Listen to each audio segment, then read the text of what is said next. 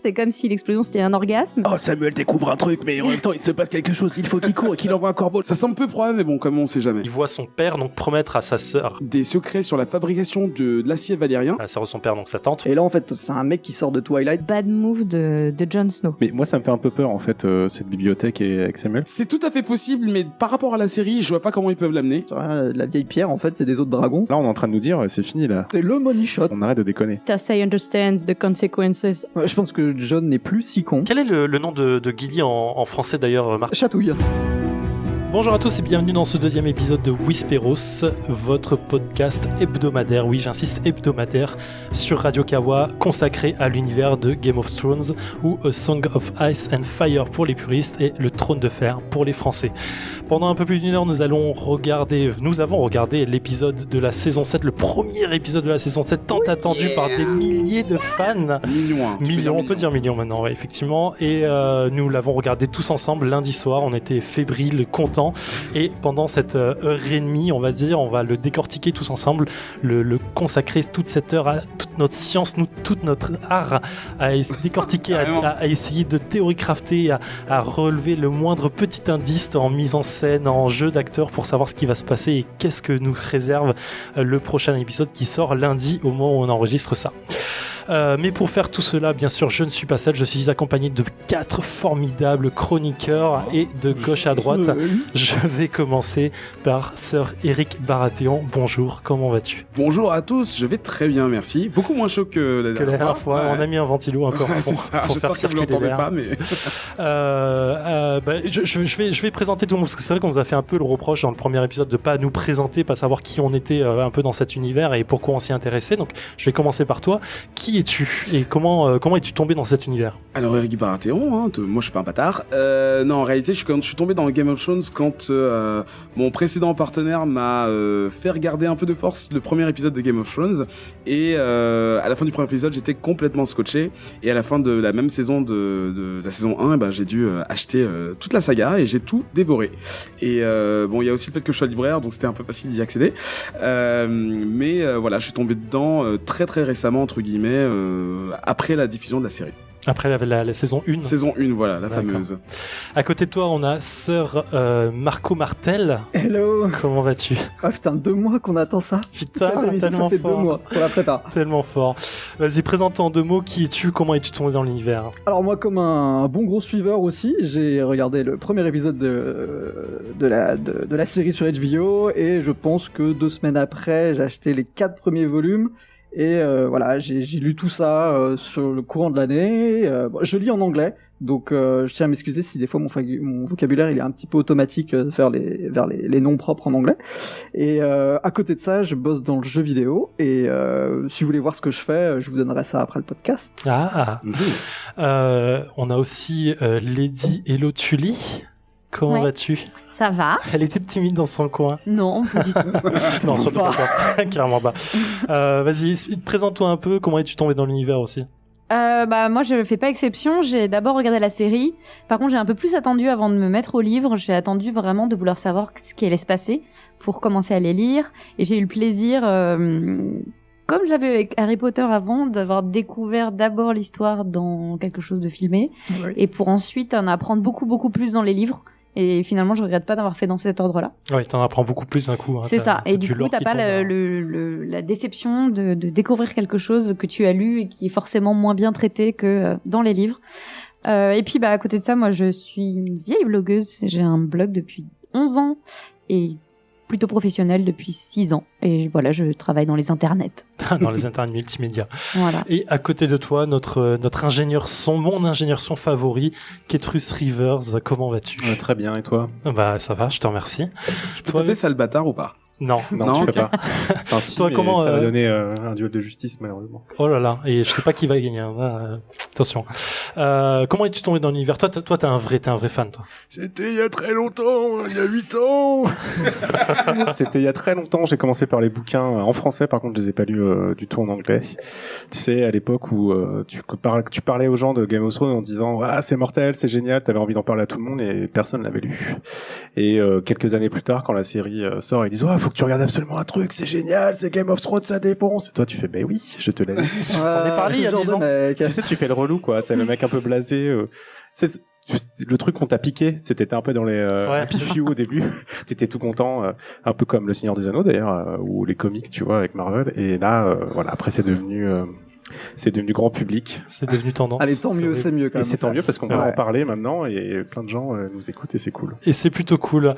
Merci à tous pour cette présentation. Pour le coup, je vais faire un petit sommaire de l'épisode que vous écoutez qui vous attend. Dans un premier temps, on va avoir Lady Hello Tully qui va nous faire un résumé de l'épisode saison 7, épisode 1.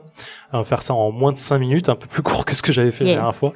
Ensuite, on va revenir sur les séquences clés de l'épisode. Chacun de mes chroniqueurs ici vont prendre une séquence qui les a marqués et ils vont décrypter un peu tout ça. On va pas théorie crafter encore, mais on va en parler, décrypter les scènes, décrypter ce qui a été dit, ainsi de suite. Ensuite, on avance d'une case le focus par rapport au premier épisode, parce qu'on a eu des belles remarques sur Internet, et merci d'ailleurs, c'est plutôt intéressant. On fera le focus cette fois sur Dragonstone, et ça tombe bien parce que c'est le nom de l'épisode, ou sur Père Dragon en français. On va décrypter un peu tout ça, expliquer son histoire, expliquer comment c'est né, qui l'a créé, et ainsi de suite. Et on finira le gros de l'épisode par du gros bon spoiler plus ou moins, puisque encore une fois c'est que du theory crafting qu'on va faire, une bonne theory crafting des familles, où chacun va prendre un élément de la série, de l'épisode en cours d'ailleurs, et on va theory crafter sur qu'est-ce qui peut se passer, vers quoi l'épisode va aller, l'épisode suivant, et par rapport à nos connaissances sur les bouquins et sur tout ce qu'on lit autour. On se lâche Complètement. Donc si à ce moment-là vous voulez pas savoir ça, vous pouvez arrêter plus ou moins le podcast, ce serait dommage. Vous louperez des trucs, je suis sûr, mais bon, c'est dommage. Et à la fin, on finira par un dernier tour de table pour demander à tous les chroniqueurs ce qu'ils ont pensé et de l'émission qu'on vient de faire et de ce qu'on a dit, s'il y a des choses qui sont apparues et qui nous ont ouvert de nouvelles pistes, et de l'épisode bien sûr qu'on a vu. On fera aussi un dernier point sur le courrier des auditeurs, parce qu'on a eu pas mal de retours sur Twitter. Merci à vous, cool. C'est super agréable. On savait pas à quoi s'attendre quand on a lancé ce podcast. On savait pas si on allait avoir beaucoup de monde qui nous suivi, et j'étais le premier surpris. Je pétais des câbles tous les jours en regardant les DL. Donc merci à vous de nous suivre. Continuez à nous suivre. Parlez-en autour de vous, tout ça, et mettez de nos étoiles sur iTunes. On commence tout de suite. Et d'ailleurs, j'ai complètement zappé Eric. J'en suis désolé, mais on commence par l'édito d'Eric qui va nous faire. C'est bien. Comme ça, tu fais une boucle et tout ça. Voilà. Allez, vas-y, lâche-toi. Pas de vin d'Orléans cette fois-ci, ça m'avait bien trop fait bégayer la première fois. D'ailleurs, j'espère que mes auditeurs ne m'en voudront pas trop. J'ai décidé cette semaine d'essayer un vin qu'un certain Walder Frey m'a envoyé. Quoi? On me dit que c'est pas un bon plan. Bon, bah, je ferai attention. On va continuer. Non, c'est bon ça. Que du bonheur pour retrouver tous nos personnages préférés. D'abord, il y a Euron, ou Euron, ou Euron. Bref, de toute façon, vous entendrez toutes les prononciations dans ce podcast. Les scénaristes Daniel Weiss et David Benioff, ou Dan and Dave pour les intimes, ou D&D pour ceux qui se la pètent, ou juste les scénaristes pour ceux qui s'en foutent, ont voulu rendre hommage à la carrière de Bowie, partie trop tôt, et à celle de Johnny Depp, toujours pas parti. Comment représenter un pirate moyenâgeux qui aurait du swag, de l'assurance, et qui devrait devenir le remplaçant de Ramsay Bolton dans le rôle du gros méchant très très méchant? Pour ce faire, c'est simple. 1. Un pantalon en cuir ultra moulant. Ça montre son côté dark et anticonformiste. 2. Du guyliner. Ça montre son côté dark et anticonformiste. Et pour finir, une veste noire avec de jolies petites étoiles cousues. Ça montre juste qu'il s'habille, chez The Couples. Puis, il y a Samuel Tarly, le personnage présent pour nous rappeler qu'il peut encore y avoir un peu d'humour dans ce monde dark et anticonformiste. Et comme l'auditeur GMX1207, coucou à toi, nous l'a dit sur Twitter, le training montage n'était pas exactement celui que j'avais prédit la semaine dernière, mais je n'étais pas bien loin, hein. Elle est dure la vie d'acolyte, hein. Je sais pas pourquoi ils font autant galérer mon petit Sam. Et enfin, il y a Daenerys Targaryen à Dragonstone. Ces 3 dragons vont enfin pouvoir se reposer de ce long périple, parce que, à en croire le montage entre la saison 6 et la saison 7, ils ont volé d'une traite de Myrine à Dragonstone, et ça, je pense que personne n'y croit. Et pas d'accueil en fanfare pour la reine, hein. La demeure était vide. Mais les derniers occupants ont été sympas. Ils ont pensé à laisser la clé dans la gueule de la gargouille à l'entrée du château, au cas où quelqu'un voudrait le récupérer. Et une fois arrivé, la première question à l'ordre du jour, on fait appel à qui pour la déco? Valérie Damido ou Stéphane Thébault? Shall we begin? Et putain. J'avoue, ce petit pantalon en cuir, il m'a fait du mal quand même. Ok, merci à toi, Eric, pour ce bel édito, toujours aussi bien écrit. Hein. Putain, c'est fantastique. And there is only one thing we say to death. Not today. On va passer au résumé de l'épisode. Hello, tu lis, vas-y. Ok, alors, l'épisode commence par la vengeance d'Arya, Aïe aïe aïe. qui avait égorgé Walder Frey à la fin de la saison précédente, et cette fois-ci, elle empoisonne tous les Frey qui ont participé aux Noces Pourpres et à l'assassinat de son frère Robb, sa mère Catelyn et les Nordiens les accompagnant. On la retrouvera un peu plus tard sur les routes de la capitale, plaisantant qu'elle va tuer la reine tout en partageant du vin et de la volaille avec de jeunes soldats Lannister. Pendant ce temps-là, au nord, Bran Stark a une vision de géants inquiétants ayant rejoint l'armée des morts. Il arrive ensuite au mur avec Mira Reed, où ils sont accueillis par le nouveau Lord Commandant Ed la Douleur, qui leur ouvre les portes. À Winterfell, on reprend l'action là où elle s'était arrêtée. Jon organise le nord pour la bataille qui les attend avec l'armée des morts. Il demande aux Nordiens de former tout homme ou femme de 10 à 70 ans au combat, et il envoie Tormund et ses sauvageons tenir Fort-le-Vent, un des forts abandonnés de la garde de nuit où il pense que les White Walkers, ou marcheurs blancs en français, risquent de passer. Il s'interroge ensuite sur le sort des familles traîtres Omble et Karstark, qui s'étaient ralliées aux Bolton. Il veut les pardonner alors que Sansa préfère récompenser des familles loyales. Elle s'oppose publiquement à lui et leur désaccord devant l'Assemblée crée un peu le malaise. Grave. Mais Jon, qui est désormais King in the North, a le dernier mot. Littlefinger, qui est toujours présent, semble se délecter silencieusement de leur désaccord. S'ensuit une discussion en privé entre Jon et Sansa, où il lui demande de ne plus la contredire en public et où elle le met en garde contre les erreurs passées de leur père et de leur frère Robb en l'invitant à écouter ses conseils. Tellement bon conseil. Elle lui rappelle également que la menace de Cersei au sud n'est pas à prendre à la légère et qu'elle en sait beaucoup sur la reine. Et justement, à King's Landing, ou Port-Réal en français, Cersei se prépare à la guerre et discute stratégie avec Jaime. Il tente de lui ouvrir les yeux sur le peu d'alliés qu'il leur reste, mais Cersei a un plan. Elle compte se rallier à Euron Greyjoy et sa flotte de 1000 navires. Elle reçoit donc Euron dans la salle du trône. Il demande la main de Cersei, en échange de son aide. En se montrant très prétentieux et irrespectueux envers Jaime, À peine.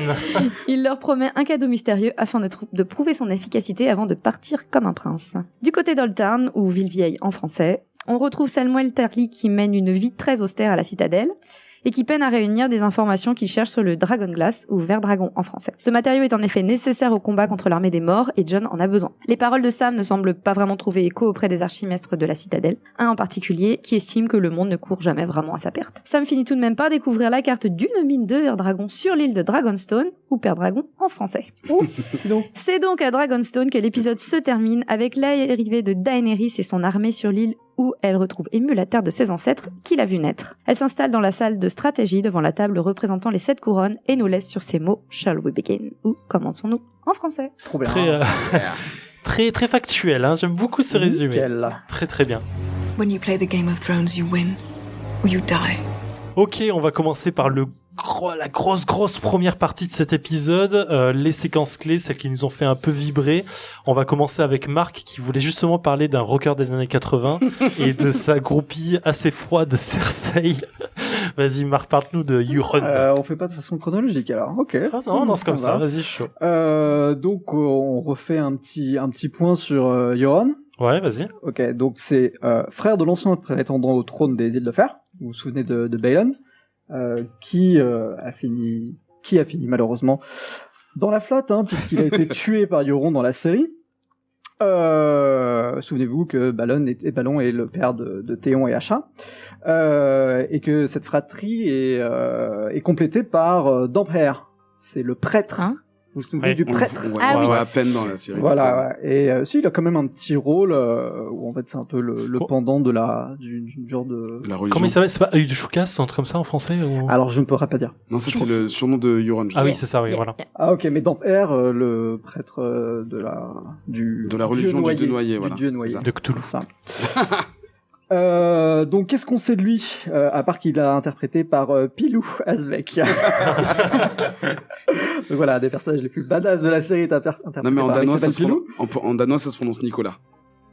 D'accord. Ah, arrêtez le troll.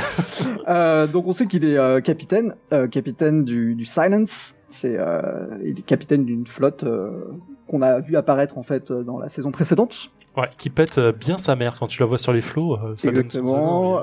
C'est un personnage assez énigmatique, complètement imprévisible, et qui malgré tout a réussi à convaincre ses pairs, puisqu'ils l'ont choisi en tant que roi pour porter la couronne de sel, donc il est roi des îles de fer, actuellement. Vous allez me dire, mais comment c'est possible? Bon, peut-être on en parlera un petit peu plus tard. Dans la théorie crafting. En tout cas, moi j'ai trouvé que c'était enfin la scène d'exposition que méritait le personnage. Tout simplement parce qu'en fait il a de l'espace, il a un super dialogue avec Cersei, où il est en gros arrogant mais aussi marrant, et je l'ai trouvé aussi très convaincant en fait dans ses arguments. Et surtout en fait c'est quelqu'un qui, pour moi, amène un mystère à la fin de cette rencontre, quoi, avec ce fameux cadeau dont on parlera plus tard. Moi, j'adore ce personnage, alors que la saison précédente, j'ai trouvé que c'était vraiment, vraiment raté. Là, je trouve qu'il peut être, comme l'a dit Eric dans son édito, le nouveau grand méchant de Game of Thrones, et ça me plaît beaucoup.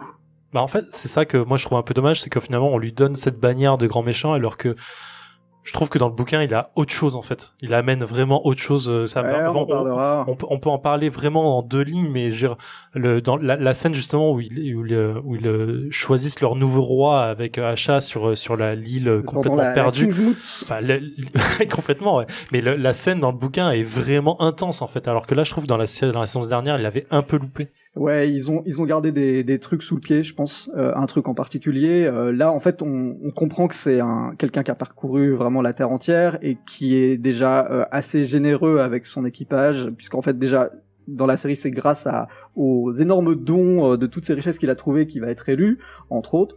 Et je crois que le deuxième argument c'est que en gros, je vais arrêter de dire en gros, il a une énorme flotte. On en parle dans la série, ça a l'air d'être la menace principale actuellement en fait, et la raison pour laquelle Cersei veut s'allier à lui, c'est effectivement cette flotte de 1000 bateaux.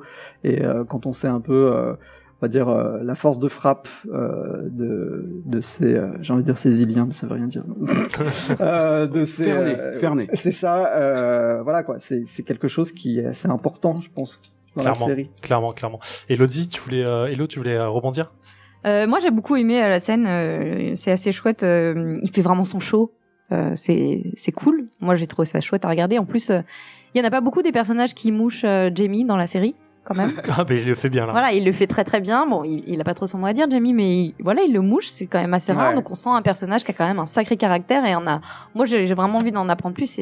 J'ai envie de le revoir, quoi. Clairement. Et Eric? Moi, j'étais un peu déçu parce qu'il y a un gros changement, déjà vestimentaire entre ce qui se passe dans la saison 6 et la saison 7. Et c'est vrai clairement, il a perdu du poids et tout. Enfin, visuellement, c'est vraiment choquant. On a vraiment l'impression de voir quelqu'un d'autre. Et j'ai trouvé, même si, justement, les pics, contre Jaime, j'ai trouvé ça très très rigolo. Ça faisait du bien de voir des personnes bien haut placées se faire insulter comme ça par par moins que rien. Enfin, surtout, eux, les Lannister, ils les détestent par-dessus tout. Mais, je l'ai pas trouvé si menaçant que ça en fait. Moi j'avais toujours Daenerys dans la tête, même si vu le déroulement des scènes elle était pas encore là, mais pour moi les dragons et mis contre 1000 bateaux, y avait pas... c'est vrai qu'il y a un côté, une espèce de contrebalancement en fait. Quand on voit l'armée arriver au loin avec Jaime qui dit quoi, t'as appelé des pirates, grosso modo, on voit une armée. Moi la première scène que j'ai vue quand j'ai vu ça, je pensais justement à l'armada de Daenerys en disant ok, finalement ça va faire quoi contre 3 dragons qui vont cracher des flammes de au-dessus, ça sert à rien. Est-ce qu'il vous a semblé inquiet? Non. Attends, on va en parler plus tard, ça bouge pas. Est-ce qu'on est bon sur cette scène? Quelqu'un veut rajouter quelque chose ou on passe à la suite?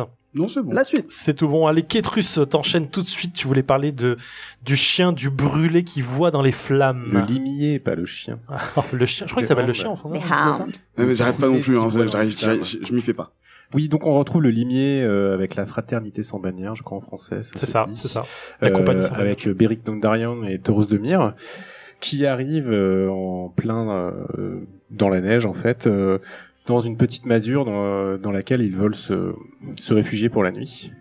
Et donc je reviens sur cette petite masure qu'en fait le limier reconnaît parce que c'est la maison dans l'épisode 3 de la saison 4 dans laquelle ils ont été accueillis avec Arya par un vieil homme et sa fille. Ouais, exactement. C'est marrant le petit clin d'œil d'ailleurs. Et je vais y revenir un peu dessus parce que c'est pas complètement anodin. Déjà parce qu'on sait à peu près où est-ce qu'ils sont. On sait que c'est sur la terre des Tully parce que le propriétaire de cette maison avait dit qu'il était sous les Tully, comment on dit, sous le joug des Tully, on va dire. Bien vu. Donc on sait que c'est dans les conflans.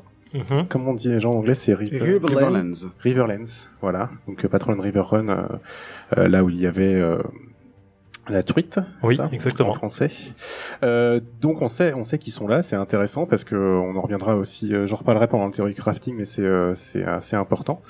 Et donc il rentre dans cette masure complètement abandonnée où il retrouve ce vieil homme et sa fille morts dans le lit, sûrement morts de faim, où le vieil homme a tué sa fille pour l'empêcher de trop souffrir.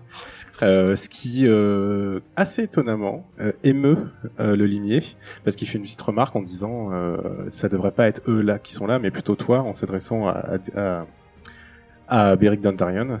Donc déjà, on sent qu'en fait, on est en train de préparer la rédemption du limier, qui est en train de s'attendrir tout doucement, et qui, contrairement à avant où il était un peu sans pitié, là commence à avoir de l'humanité en fait, tout simplement. Et donc la suite de cette scène, le limier questionne un peu les pouvoirs de Thoros de Myr et le fait que Beric Dondarrion ait été ressuscité, alors que pourtant il a été là, vu que je vous rappelle que c'était lors d'un duel entre lui et Beric, pareil dans la saison 4, où Beric a une épée enflammée pour faire peur au limier et s'affronte en duel de justice, mais le limier est plus fort, lui casse son épée et lui enfonce son épée jusqu'à l'échine, à travers l'épaule, à travers la clavicule. Mais Thoros, parce qu'il est cool, le ressuscite. J'avoue, Il est sympa. Mais bizarrement, le limier est quand même dubitatif. Et là, Thoros, qui a allumé un feu dans l'âtre de la maison, lui dit « Regarde dans le feu, regarde dans les flammes ». Alors on voit le limier un peu hésitant, parce qu'on le sait tous, il a peur du feu. Pourquoi ? À cause de son grand frère qui lui a éclaté la tête contre le feu. Quand il était jeune, la montagne, quelle charmante fraternité.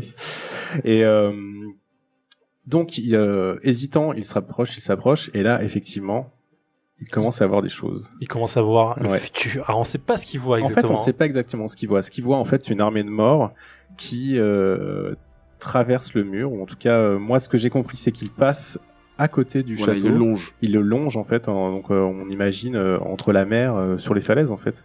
Et ce château, c'est Eastwatch, donc Fort-le-Vent, en français.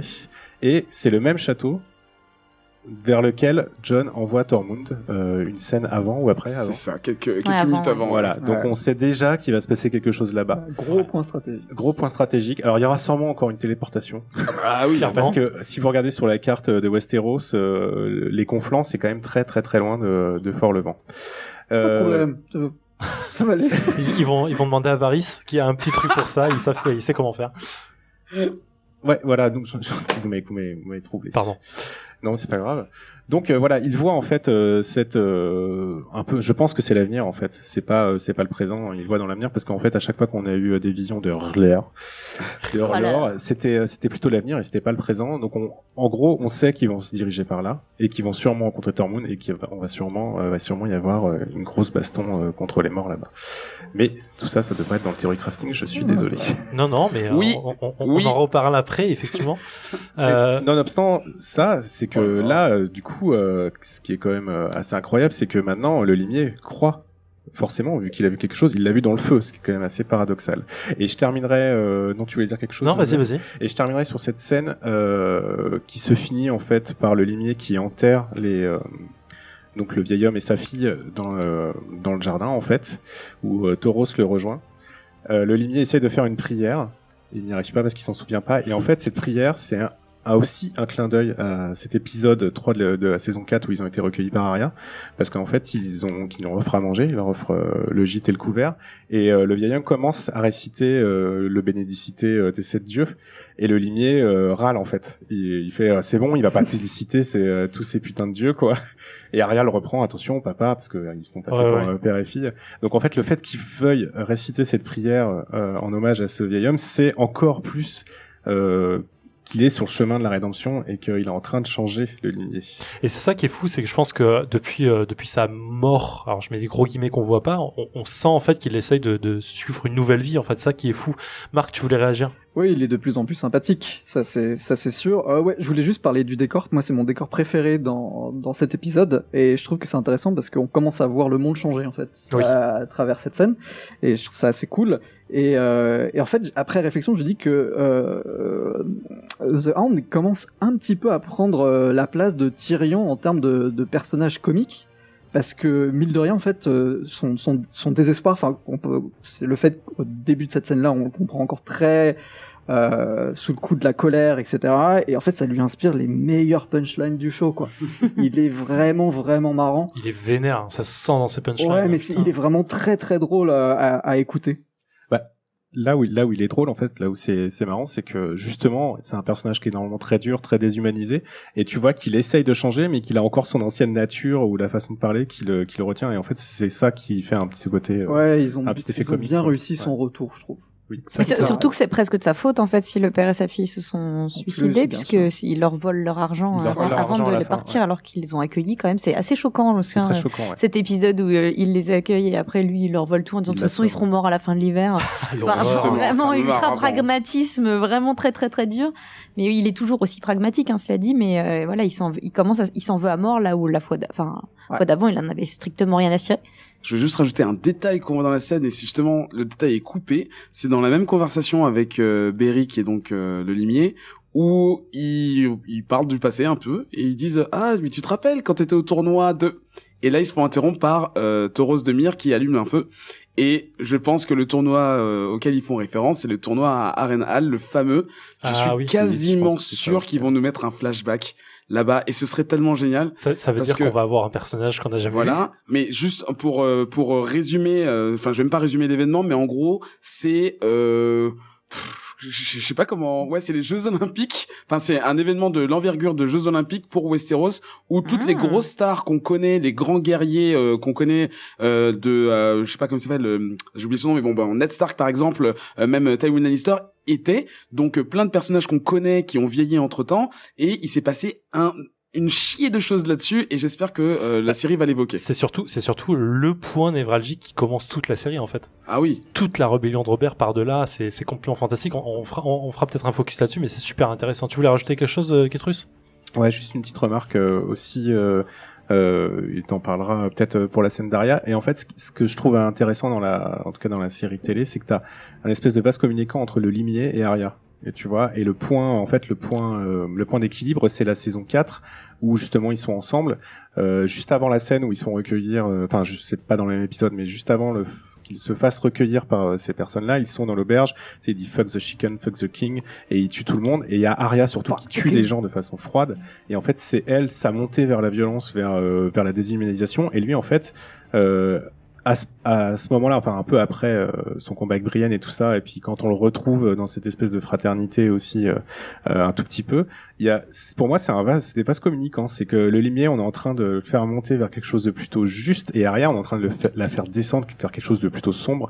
En tout cas on sait pas forcément, mais c'est ce qu'on a comme impression en tout cas dans ce qu'on nous a donné entre la saison 4 et la saison 7. C'est une analyse super intéressante effectivement. Moi j'adore ce trio. Je pourrais les voir 30 minutes dans un épisode de 50 ans. Dondarion, Tauros et The Hound, c'est vraiment hyper cool, quoi. Ils sont complètement différents les uns des autres et ils se complètent c'est vraiment cool. Parfaitement dans leur jeu et dans leur scénario. On va passer à la suite. Hello, vous voulez parler de la relation de Sansa et de Jon. Tu l'as très bien évoqué dans ton résumé. Qu'est-ce que tu veux nous en dire? Les scènes étaient longues.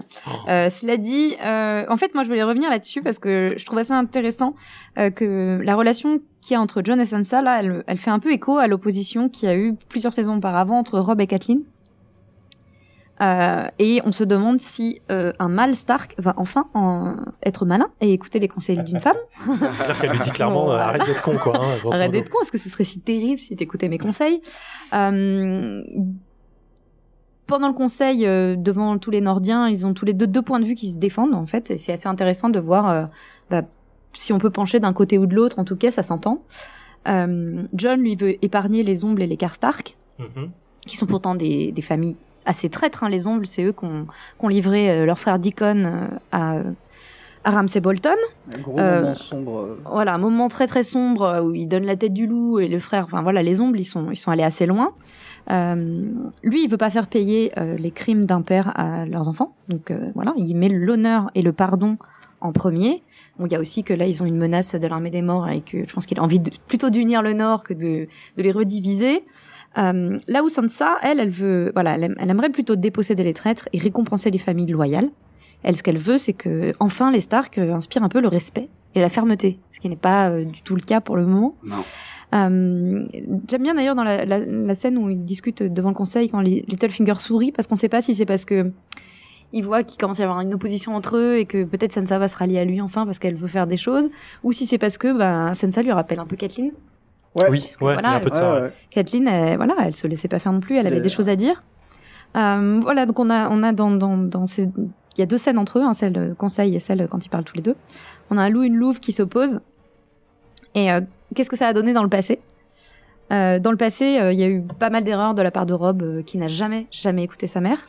Oui, clairement, ça ça leur a fait vraiment gagner des guerres. Ah mais ça l'a complètement conduit à sa perte, puisque ils se sont d'abord opposés parce que Catelyn, elle a fait évader Jaime pour pouvoir négocier avec la reine Oui, les parce sœurs. que les guerres, il les gagnait, c'est ça le pire. Les guerres, il les gagnait et il a commencé à les déconner batailles, quand il a plus écouté sa mère.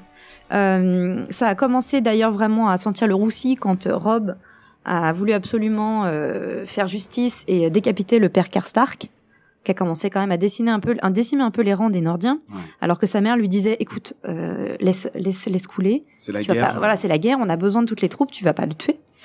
Ensuite, elle lui a déconseillé d'envoyer Théon aux îles de Fer. Ouais. Il l'a pas écouté. I made Et a enfin- huge mistake. Et enfin- Total. Elle lui a dit qu'il fallait pas briser son serment qu'ils avaient fait auprès des frères. qu'il a fait. Bon, alors, le truc, c'est que dans la série, il a une grosse barbe, on a l'impression qu'il est vieux, mais dans les bouquins, il a 14 ans. Il écoute que sa bite. Et, C'est ça, censuré. C'est un minot. Il est pas voilà, il est jeune. Du coup, voilà, ça fait un peu écho, je trouve, à ce duo qui fonctionnait pas du tout, hein, puisqu'il écoutait jamais Catelyn, qu'il ne lui a donné que des bons conseils. Mais là, on sent que Jon est plus ouvert à Sansa, en fait. Dans la scène qu'ils ont ensuite tous les deux, on sent qu'il est plus ouvert, il discute, il est pas fermé. Elle lui dit, en gros, d'écouter ses conseils, de pas être comme Geoffrey, qu'il faut qu'il ait des conseils, qu'il les écoute. Elle lui dit d'être plus malin que son frère. Elle lui dit de se méfier de Cersei, contrairement à son père. Et d'ailleurs, ce que je trouve fou, c'est qu'elle est sympa parce qu'elle lui rappelle pas que c'est elle qui lui a sauvé les miches à la Battle of Bastard grâce à son alliance à Littlefinger. Donc elle est sympa quand même, elle lui rappelle pas. Du coup, elle est assez stratège, hein, puisque elle lui parle pas de ça, donc c'est intéressant. Vas-y, continue. Je continue. Sauf mais si, voilà. Marc, tu voulais rebondir sur ça tu- directement ou Non, je trouvais la dynamique entre les persos Ouais. hyper bien, très bien écrit, parce que je trouvais que c'était pas évident d'associer Sansa et Jon, sachant que elle en avait un peu rien à foutre en fait clairement, ouais. de lui au départ, et que là, elle effectivement, elle a le rôle d'un conseil restreint, voire de la main du roi, limite, et je trouve ça vraiment cool. En tout cas, elle se dirige un peu vers ça. Hein. Mais moi, ce que j'aime bien, du coup, avec ça, c'est qu'on sent qu'on a un duo en qui on peut avoir un peu confiance. Parce que Jon, c'est un bon Stark honorable, mais il a subi la trahison et il est revenu d'entre les morts. Donc, Oui, clairement, il a voilà, c'est pas son père. Il est un peu moins loyal, bon con que son père et plus expérimenté que son frère. T'as pas aimé bon loyal con? Non, c'est pas ça. C'est un peu dur, mais ouais. Quand même. Et Sansa, elle a été à l'école Littlefinger et Cersei quand même. Donc, elle est plus habile que sa mère et plus stratège. Elle a pas peur de se salir les mains en tout cas parce qu'elle a vu que parfois il fallait en arriver là. Donc moi, j'ai beaucoup plus confiance en ce duo-là que Catelyn et Robb, et je sais pas si vous, en tout cas, vous font confiance. Enfin, vous avez confiance en eux, mais je pense qu'ils vont dans la bonne direction pour l'instant. En fait, c'est intéressant que Sansa ait pris finalement le mauvais, enfin des bons conseils des mauvais personnages, enfin mauvais dans le sens evil, parce que effectivement, elle se sert de tout ce que Cersei lui a appris. Elle le dit d'ailleurs, hein, j'ai beaucoup appris là-bas, et c'est super intéressant qu'elle puisse mettre ça un petit peu à l'œuvre en termes tactiques et politiques. C'est super cool. Il n'y a pas que du mauvais dans les moves de Cersei. Ah non, clairement pas. C'est juste qu'elle est je veux dire méchante, elle est pas méchante en soi, elle a sa direction, elle sait où elle veut aller, elle fait tout pour. Elle sait qu'à un moment il faut imposer le respect, c'est pour ça que si elle insiste pour qu'on punisse d'une manière ou d'une autre les familles traîtres. Mais t'as soulevé un point intéressant sur lequel on peut faire un petit aparté 2 minutes sur le côté de Robb Stark en fait qui se marie, qui brise son alliance avec les Frey parce qu'il là dans la série il se marie parce qu'il voit une femme qui est belle, il tombe amoureux malgré lui et tout machin et tout, mais dans le bouquin c'est complètement différent en fait, c'est expliqué complètement différent. Est-ce qu'on peut faire un rappel de ça pour les auditeurs rapidement ou pas? Kiki, je te vois pencher la tête. En fait, dans le bouquin, Robb revient, il est déjà marié. Là, il revient de sa guerre, il a fait une bataille, je sais plus où, un peu plus dans le nord de là où il était, et il revient, il est déjà marié à une paysan, clairement. Non, c'est une Highborn, elle est Highborn. Ah oui, c'est vrai, oui, complètement. C'est pour ça mais que c'est parce qu'il l'a mise enceinte. Et voilà, c'est ça en fait le problème, c'est que dans la série, il a peur. dans le bouquin, il explique pas qu'il est amoureux clairement, il suit en fait son côté honneur. Le côté l'honneur de son papounet. père, voilà, en Tout à disant, fait. Il a 14 ans. j'ai mis une nana en cloque, excusez-moi pour le terme, il a mis une nana enceinte et il se dit, ok, je peux pas abandonner ça, j'ai de l'honneur comme mon père l'a fait en pensant parler de son demi-frère bâtard, et je suis obligé de suivre ça, je suis obligé de m'en occuper et ainsi de suite. Et c'est par ça, en fait, qu'il va briser l'alliance des Frey. Et c'est super intéressant, finalement, que dans la série, le bâtard, Jon Snow, en fait, ne suive pas du tout son exemple en étant un peu moins con. Ah ouais. Côté il est plus vieux et là il a plus d'expérience. Robb, il était tout jeune, il venait à peine de sortir de Winterfell, qui menait déjà des armées, alors que bon là il en a vu de jeune, il est allé au nord du mur, il a commandé la garde de nuit, il s'est fait stabber par des gamins, donc il a quand même une certaine expérience par rapport à Robb, il a plus d'XP quoi. Tout lui est tombé sur les épaules à Robb. Ouais, clairement, il a subi tout ça. Quelqu'un voulait revenir sur cette scène ou c'est bon? Oui, moi je voulais juste dire quand même, on revoit Lyanna Mormont, et voilà, je vous avais fait cette blague-là pendant la diffusion, mais c'est quand même quoi, le clone d'Anne Romanoff, quoi. Non mais je le redis. T'es dur. Mais elle est très mignonne. Et aussi, il y a un truc que j'ai. Badass, ouais. Elle est très cool. Et il y a un truc que j'ai noté, c'est qu'on voit un mestre qui est très avec beaucoup de chaînes dans la scène. Ouais. Et je me demandais si c'était pas celui des Aerys. Des Aériers. Bonne question. Non, c'est celui qui était avec Bolton déjà, mais d'accord. Ah oui, c'est le même. Mais on sait rien de lui en fait. Ouais, on sait pas. Je crois qu'il vient même pas du bouquin. PNJ secondaire numéro 12. Ça. Avec dialogue. Avec 3 lignes. Si je me trompe, n'hésitez pas à nous le dire, s'il vous plaît. Ouais. Non, mais c'est possible, ouais. Faites-nous vos retours, si vous voyez des détails qu'on n'a pas vus par rapport à ce qu'on vient de dire et de toutes les scènes qu'on en discute. Mais surtout, voilà, si on fait des petites erreurs de nom ou de temporalité, n'hésitez pas à revenir, c'est super intéressant, justement. On n'a malheureusement pas la science infuse, sinon on connaîtrait déjà la fin de la série. Dernière scène clé dont on voulait parler, Eric, tu voulais revenir sur la continuité de la visite de Vieilleville et de Sam et de son labeur. Oui, comme je disais plus tôt, donc Sam est à Old Town Vieilleville, qui a été rajouté au générique. Je l'avais prévu. Donc ça veut dire que dans mon top, il reste Casterly Rock et Highgarden, donc Castral Rock et Au Jardin. Et j'ai juste hâte. Storm Ends, on l'a vu. T'as gagné un Storm point. Ends, non, mais même scénaristiquement, il y a pas de raison que ça y soit. Ça va être compliqué. Moi, je propose qu'on instaure des choses, en fait. T'as gagné un point Whisperos. Calamité. Voilà, c'est ça. Il a gagné 2 avec ce qu'il a dit sur le dernier épisode. Oui, voilà. Au moins 5. Dans le précédent épisode, on avait surtout insisté sur le fait que, notre précédent épisode, que la citadelle était une source de savoir, une grande bibliothèque, mais on n'avait pas du tout évoqué le fait que c'était aussi un hospice en fait. Donc c'est pour ça que la longue séquence, vous savez, avec les poêles, les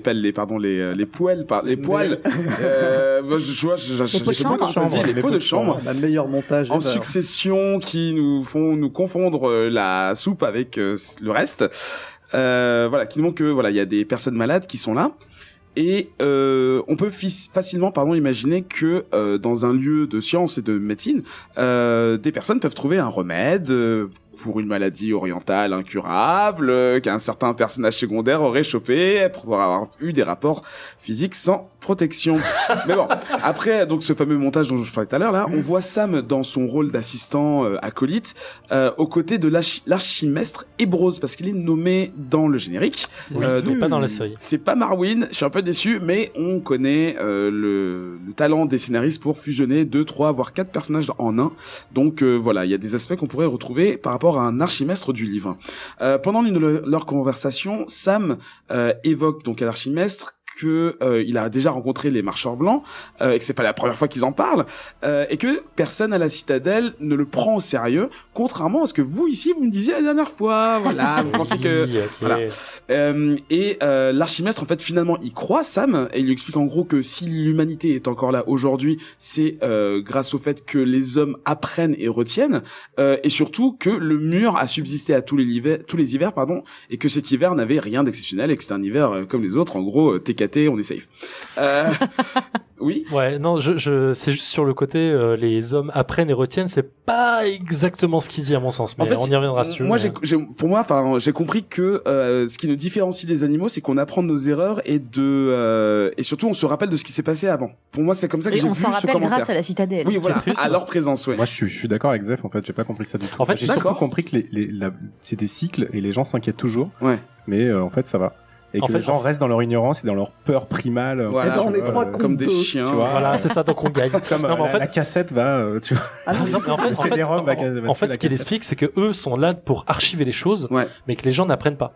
Et que du coup, ils gardent juste la mémoire des gens, enfin la mémoire du monde, grosso modo, en notant ce qui s'est passé.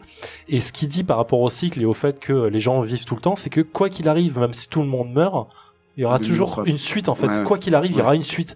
Donc, que les marcheurs blancs arrivent et détruisent tout, ok, mais il y aura une suite. D'accord. Donc en fait, c'est c'est comme ça que j'ai entendu. Moi aussi, c'est ce que j'ai entendu. D'accord, c'est bien. Quoi qu'il arrive, même si tout est détruit, la Terre n'arrêtera pas de tourner. En gros. Voilà, ouais, c'est ça. Je t'enlève un point, oui. Moi, j'ai entendu ce que t'as entendu, Iki. Merci. Donc cette scène montre que dans les maîtres, il y a quand même des gens qui croient à la magie, au surnaturel dans une moindre mesure, et tout porte à croire que, selon lui, en tout cas, plusieurs légendes qui sont pas reliées les unes aux autres parlent du même problème, donc de la longue nuit ou les marcheurs blancs en général.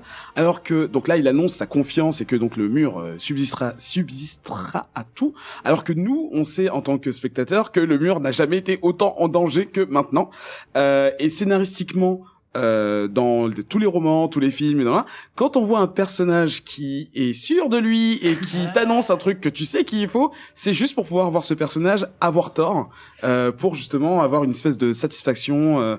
Enfin, c'est jamais agréable, mais bon, finir cet arc-là. Alors, ce qui m'énerve un peu, c'est que les maîtres ce maître-là, en tout cas, montre une certaine ouverture à le côté fantastique du pays dans lequel ils vivent, mais j'aurais préféré qu'ils se montrent plus ouverts quand il a en face de lui un mec qui a passé, je dirais peut-être 2 ou 3 ans, peut-être un peu plus, dans la garde de nuit, et qui lui dit, mec, on a fait des expéditions, on les a vus, on les a tués, maintenant je descends pour essayer d'être maître à la place d'un autre, écoute-moi sérieusement, je raconte pas de la merde. Ouais, et je trouve ça un tout petit peu dommage que cette personne qui est déjà un petit peu ouverte ne montre pas un plus grand intérêt et dise, bon bah ok, même si c'est qu'une théorie, on va essayer d'avancer.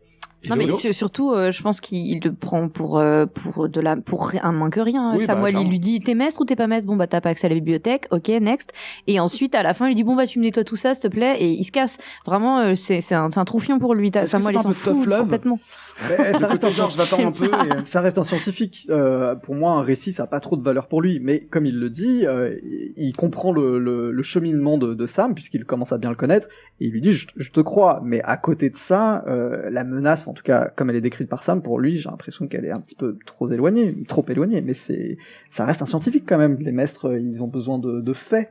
Oui, mais effectivement, c'est ce que je voulais dire aussi, c'est que finalement, il arrive avec un récit qui est bien construit, mais le mec pourrait dire, ok, c'est du bullshit. Ouais, tout ce que t'es en train de me dire, c'est faux. Ok, t'as pas tué un marcheur blanc, en fait.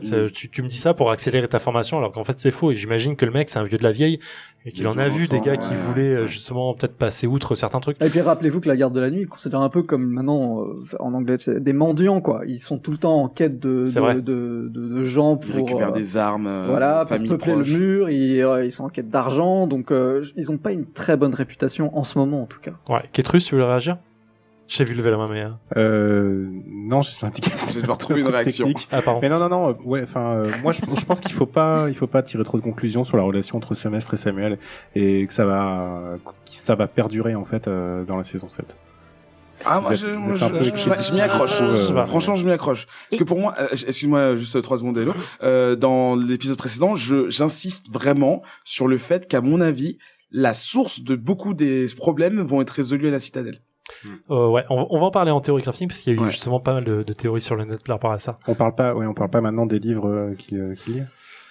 On en parlera en théorie On en crafting. parle, parce qu'en fait, il y a des mecs sur internet qui ont vu des trucs et tout, donc on va en parler après. Est-ce qu'on peut revenir juste sur le personnage qui tend la main?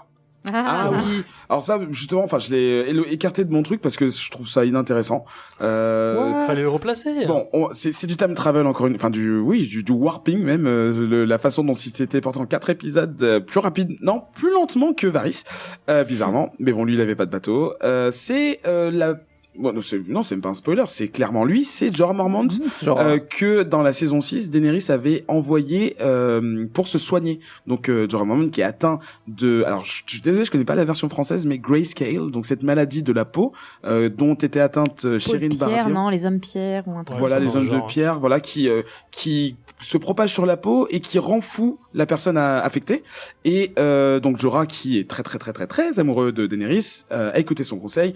Et je pense que comme c'était aussi un seigneur de Westeros, il savait que la citadelle c'était un endroit de science, de médecine. Pour l'instant, ce c'est genre pas de une choses. réussite. Il a pas l'air d'aller mieux. Hein. Non, mais à Clairement mon pas. avis, enfin, je pense qu'il est en quarantaine. C'est vrai Oui, que là, il est oui, complètement c'est ça. fermé, sans lumière, avec juste un accès, une espèce de trappe où on leur Ouais. laisse la nourriture. Et donc, Sam s'occupe donc de cette allée B9, hein, de la citadelle dans laquelle. Mais c'est pour faire une transition. Oui, non, bien sûr. Oui, non, mais- c'est pour replacer Non, le mais personnage. c'est Oui, vrai bah que en termes de scénario, c'est débile d'avoir fait ce qu'ils ont fait, mais c'est vrai que ça nous rappelle qu'il existe. Parce que Ok. beaucoup de gens, je pense, l'ont oublié. Est-ce que on va parler de 2-3 scènes en plus dont on n'a pas traité clairement, mais est-ce qu'on peut rappeler, faire un petit rappel de la situation des jumeaux Cersei et Jaime?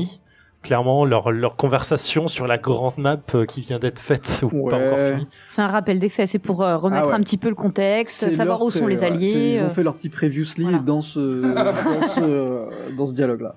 D'accord, tout simplement, rien de plus à dire là-dessus. Avec le Enemies to the West, celui qu'on a entendu Elle est depuis stylée, voilà. des cette mois et phrase, des mois. cette phrase, là. elle est méga stylée. Ouais. Dernière petite scène, parce que bon, c'est quand même l'intro, et puis on en a parlé un peu avec Arya et l'humanisation, la déshumanisation du personnage.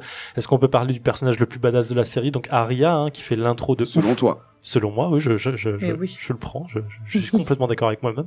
Rapidement alors pas sur la scène d'intro où elle incarne Walter Frey et elle tue tout le monde, mais juste sur la scène où elle rencontre une pop star en plein milieu Ouais. de la Oh forêt. là là, tout ce foin Ah, mais tout le sur monde les a gueulé. internets. Quelle horreur. C'était fou. Non, mais juste voilà, la scène d'humanisation d'un personnage qui est en train de perdre son humanité, qu'est-ce qu'on en pense?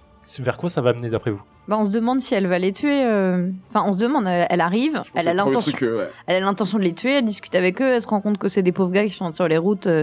Et que bon, bah, ils ont envie de rentrer chez eux. Enfin, voilà, on sait pas trop ce qu'elle va en faire. On sait pas si, tu vois, elle leur pose des questions. Genre, vous avez fait quoi? Je pense qu'elle leur pose des questions pour les jauger, savoir si elle va, oui ou non, les tuer, je pense. D'accord. En fait, j'ai un peu enchaîné trop vite. Donc, du coup, je m'offre une très belle transition vers le théorie crafting. Non, j'ai une bêtise. Je suis complètement perdu. Je regarde rapidement mon conducteur. Non, ça, on en parlera effectivement au théorie crafting. Je m'excuse, c'est moi qui suis allé trop vite. Knowledge is power. On passe donc au focus qui va être donc sur Dragonstone et en même temps je vais prendre mes notes que j'ai pas préparées du tout, je suis désolé, c'est très très moche ce que je suis en train de faire. Donc Dragonstone, donc qui est donc le nom de cet épisode fantastique. Dragonstone, on va faire un petit focus dessus parce que effectivement on a une longue scène d'exposition en fin d'épisode avec Daenerys qui arrive enfin à l'endroit où elle est née, ou qu'il a vu plus ou moins grandir, hein, on va dire ça comme ça. Je vais moi-même prendre le focus, la main là-dessus, puis si vous avez des choses à rajouter, n'hésitez surtout pas à me faire un signe pour me couper.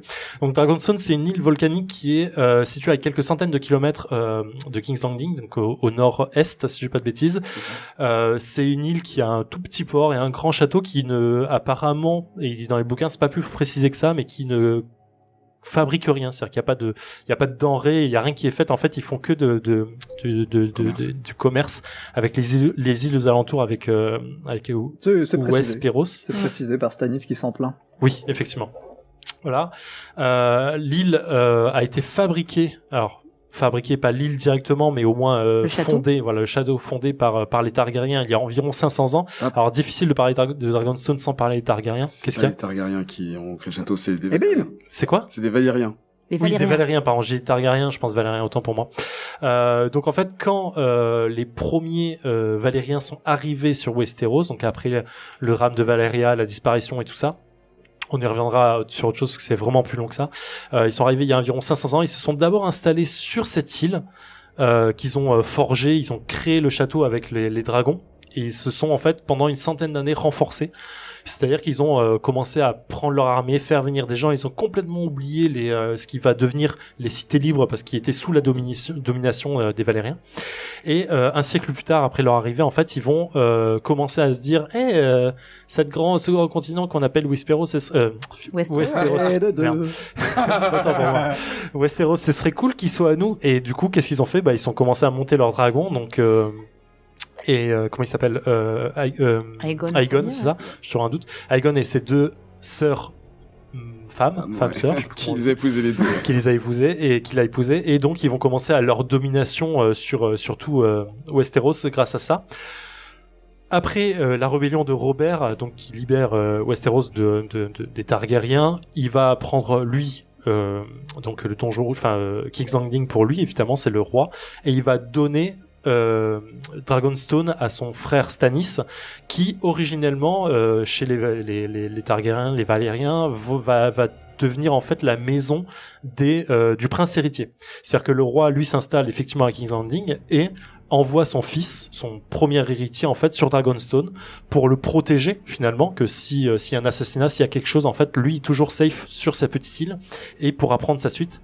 Et donc voilà, donc quand Robert arrive, perpétue un peu cette tradition et se sert un petit peu de cette tradition pour éloigner Stannis avec qui il s'entend pas du tout, et il donne effectivement Storm Hands à son plus jeune frère, ce qui va vraiment énerver Stannis parce que lui voulait avoir la gestion du royaume. Renly.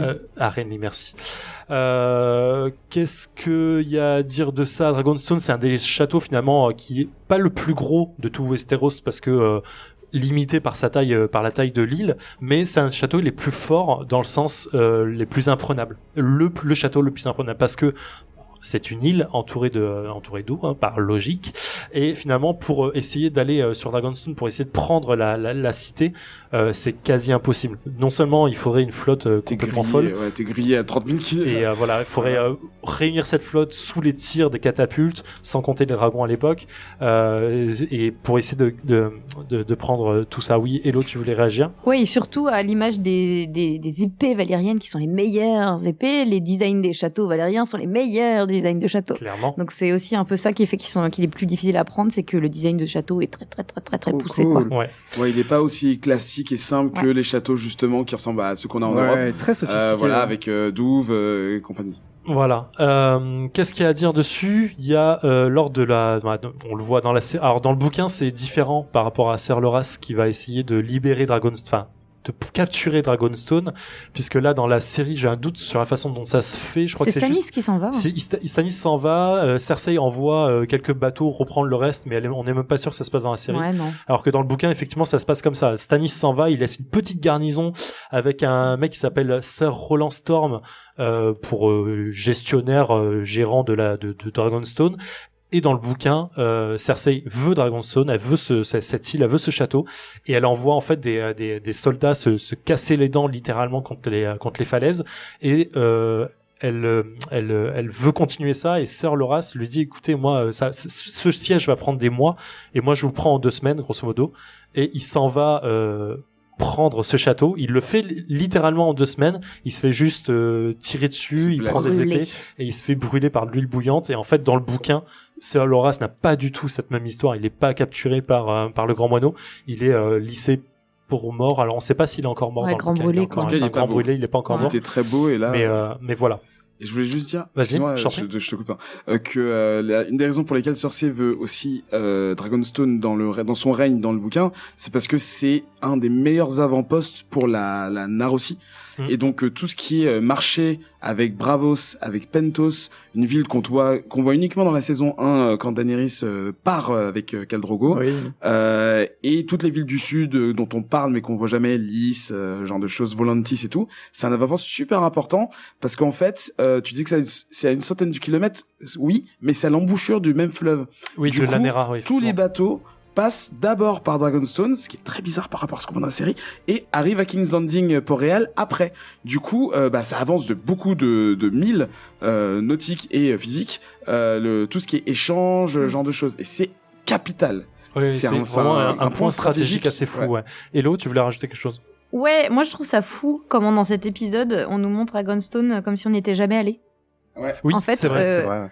Pendant, ça a été quand même le théâtre de toutes les opérations de Stannis de la saison 2 à 4. Donc on a vu la salle de stratégie, mais on n'a jamais vu la salle du trône, on n'a jamais vu, on a vu que la plage, on a vu la prison, on a vu.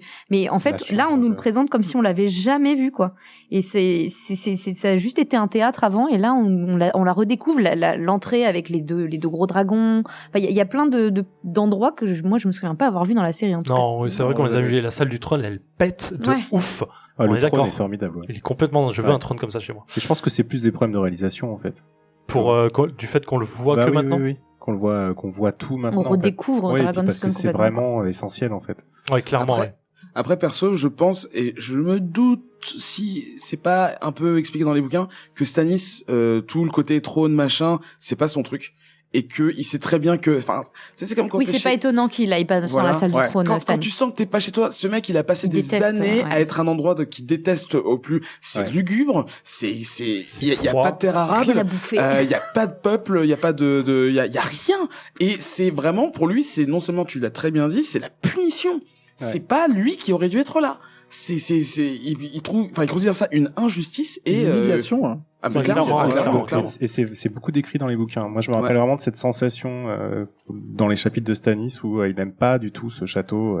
Il est pesant, lugubre. Alors que là, c'est vrai qu'on nous le montre. Bah là, un jour déjà. c'est comme si En plein lui jour, s'en ouais. était toujours plein, et là, Daenerys, elle est ravie de lui dire Pourquoi elle est ravie? Parce que c'est là qu'elle est grandie. Hein. C'est là qu'elle est née. Non, alors elle est née là, mais elle a pas grandi, elle a pas resté longtemps là. Ouais, c'est là où elle s'est enfuie lorsque Elle est Robert née a fait pendant sa la rébellion. tempête C'est vrai. sur Dragonstone. Mais c'est l'endroit, on va dire, c'est un peu qui fait un ensemble de la culture valérien. Ouais. Exactement. C'est stratégique. Par contre, je reviens sur un point où tu disais effectivement où on voit, enfin c'est un côté le trône et le fait que Stannis ne règne pas finalement, n'est pas quelqu'un qui aime régner ou ce genre de choses, ou en tout cas Dragonstone. Mais en fait, on fait un parallèle assez simple. Dragonstone règne sur quoi? Sur rien. Il y a quelques petites maisons qui dépendent de lui, mais finalement, la salle du trône, on peut facilement imaginer qu'elle est jamais utilisée en fait. Elle est là pour décorer, pour dire qu'il y en a une parce que c'est quand même un château important.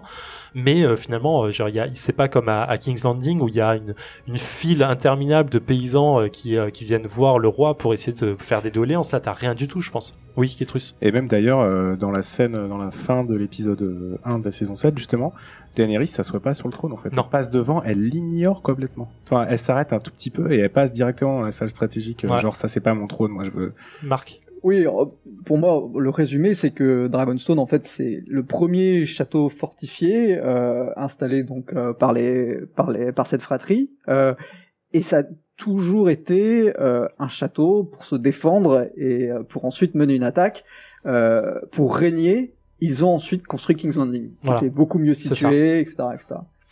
Ok, autre chose à rajouter sur Dragonstone, Père Dragon, ou pas du tout? On passe du coup au théorie crafting. Les spoilers sont levés. Si vous avez peur de vous faire spoiler ce qu'on va dire, et si tout ce qu'on peut inventer comme théorie fumeuse, vous pouvez nous quitter là, et on vous dit au revoir, à la prochaine. Pour ceux qui sont restés, merci à vous. Restez là. Ah mince. You know nothing, Jon Snow.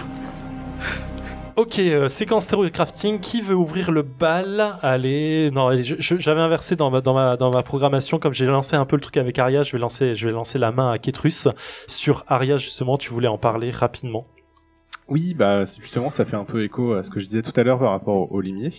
Qu'est-ce que va devenir Arya? On nous la montre de plus en plus badass, un peu trop badass, en fait, un peu trop puissante. Oui. Et ça, c'est un vrai problème. Je crois que j'en avais déjà parlé aussi. Peut-être pas pour elle, mais Non, t'en avais pas parlé pour Samuel. Ouais, dans le pilote, ouais. Qu'est-ce que tu fais d'un personnage comme ça, en fait, qui peut tout faire? Parce que franchement, elle se téléporte, elle se maquille en n'importe qui, elle tue des gens comme elle veut, elle en fait des tourtes, elle l'égorge. Enfin, je veux dire, c'est un super bon cuisinier. C'est un super bon cuisinier, quoi. En fait, ça pourrait être dans le MCU presque. tellement elle est puissante. Cette scène avec ce chanteur qui a fait beaucoup parler de lui, comment Ed Sheeran, c'est ça? Ed Sheeran. Ouais. Je savais même pas qui c'était. C'est la honte quand on m'a dit oh c'est lui. Ah, pareil, j'ai pas capté. Je vois, c'est un roux qui chante. Petit blond. Ouais, mais c'est un personnage qui chante, donc lui il sait chanter. Moi je.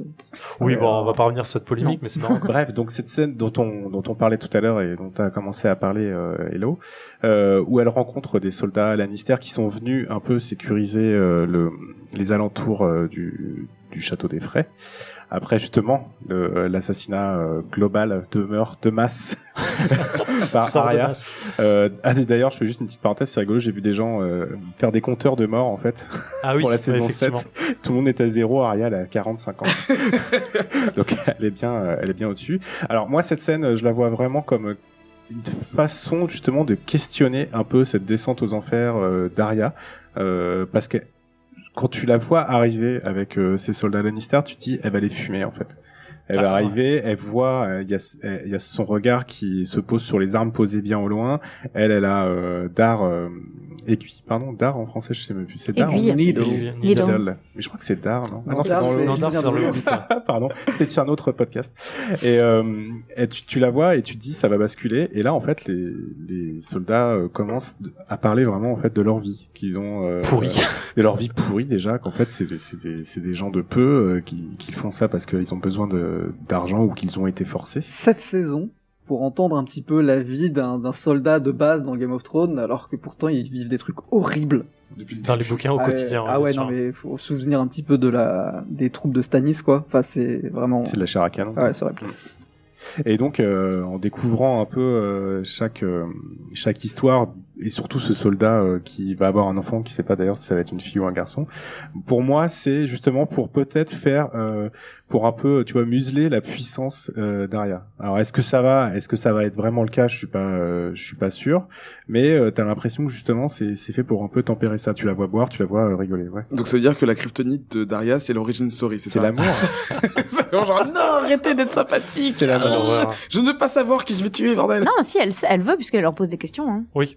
Ah donc toi t'es du côté qui pense qu'elle va les tuer. Non, je pense qu'elle va pas les tuer justement. Elle leur pose des questions. Et alors, vous venez d'où? Et vous avez fait quoi? Elle veut vraiment en savoir plus sur eux. Je pense que c'est pour s'intégrer, mais. Et je sais pas. Qu'est-ce qu'elle va faire? En fait, on est quand même dans Game of Thrones, hein, faut pas oublier. Donc en fait, cette séquence un peu bisounours, glamour, où elle rigole en disant qu'elle va tuer Cersei, et tout le monde est content et tout le monde boit de l'alcool et c'est génial. Est-ce que justement dans l'épisode 2, ils vont pas nous montrer les soldats morts, ou est-ce qu'elle va se faire passer pour un soldat pour s'infiltrer à King's Landing, etc. Donc leur piquer leur armure, etc.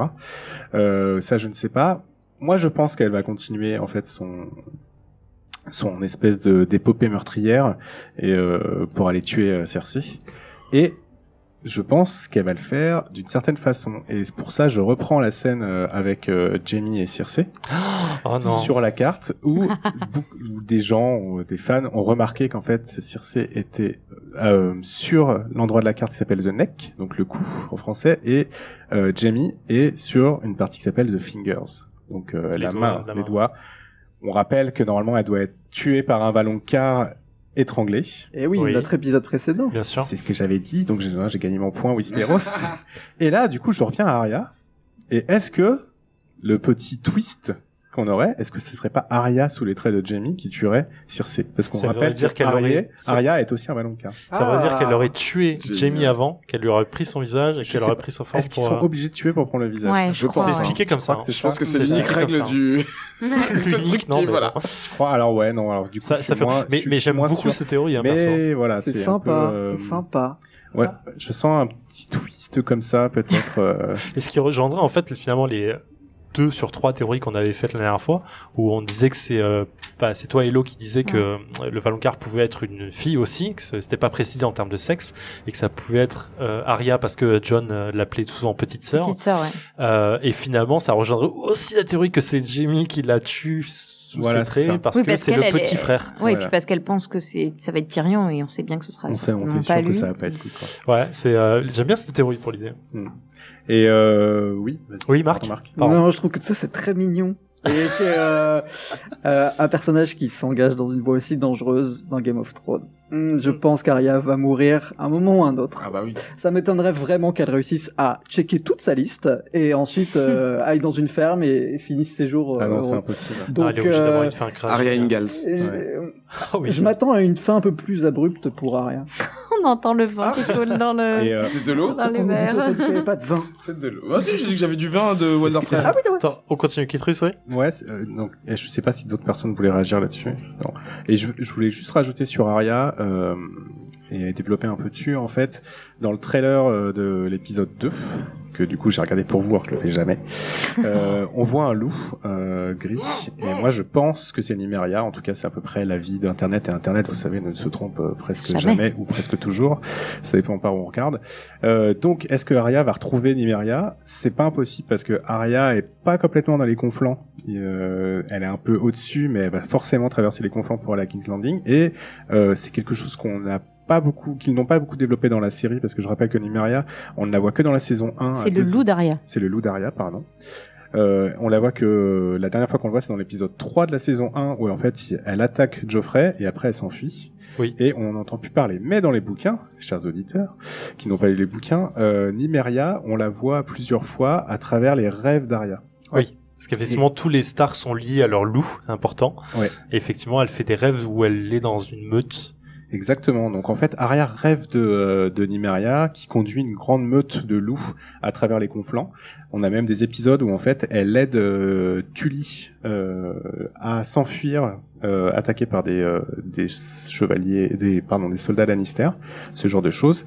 Et voilà. Donc qu'est-ce que ça va donner? Est-ce qu'elle va retrouver Nymeria? Est-ce qu'elle va repartir avec elle? Moi, je pense pas. Je pense que peut-être que ça va être juste des choses opposées. Est-ce qu'ils vont nous faire ou un rêve peut-être? Voilà. Est-ce que Nymeria va pas apporter cette once d'humanité qu'elle avait perdue? Faut voir, hein, parce que dans les bouquins, c'est vraiment des bêtes féroces. C'est des bêtes féroces. Et d'ailleurs, c'est extrêmement bien écrit. En fait, c'est très difficile de comprendre quand on lit les livres qu'on a affaire au personnage qu'on connaît dans la peau du loup. C'est très bien et écrit, petit à petit, en fait, on comprend. Et même le personnage, lui, ne le vit pas du tout comme étant lui dans la peau d'un animal. Il le vit comme étant un animal.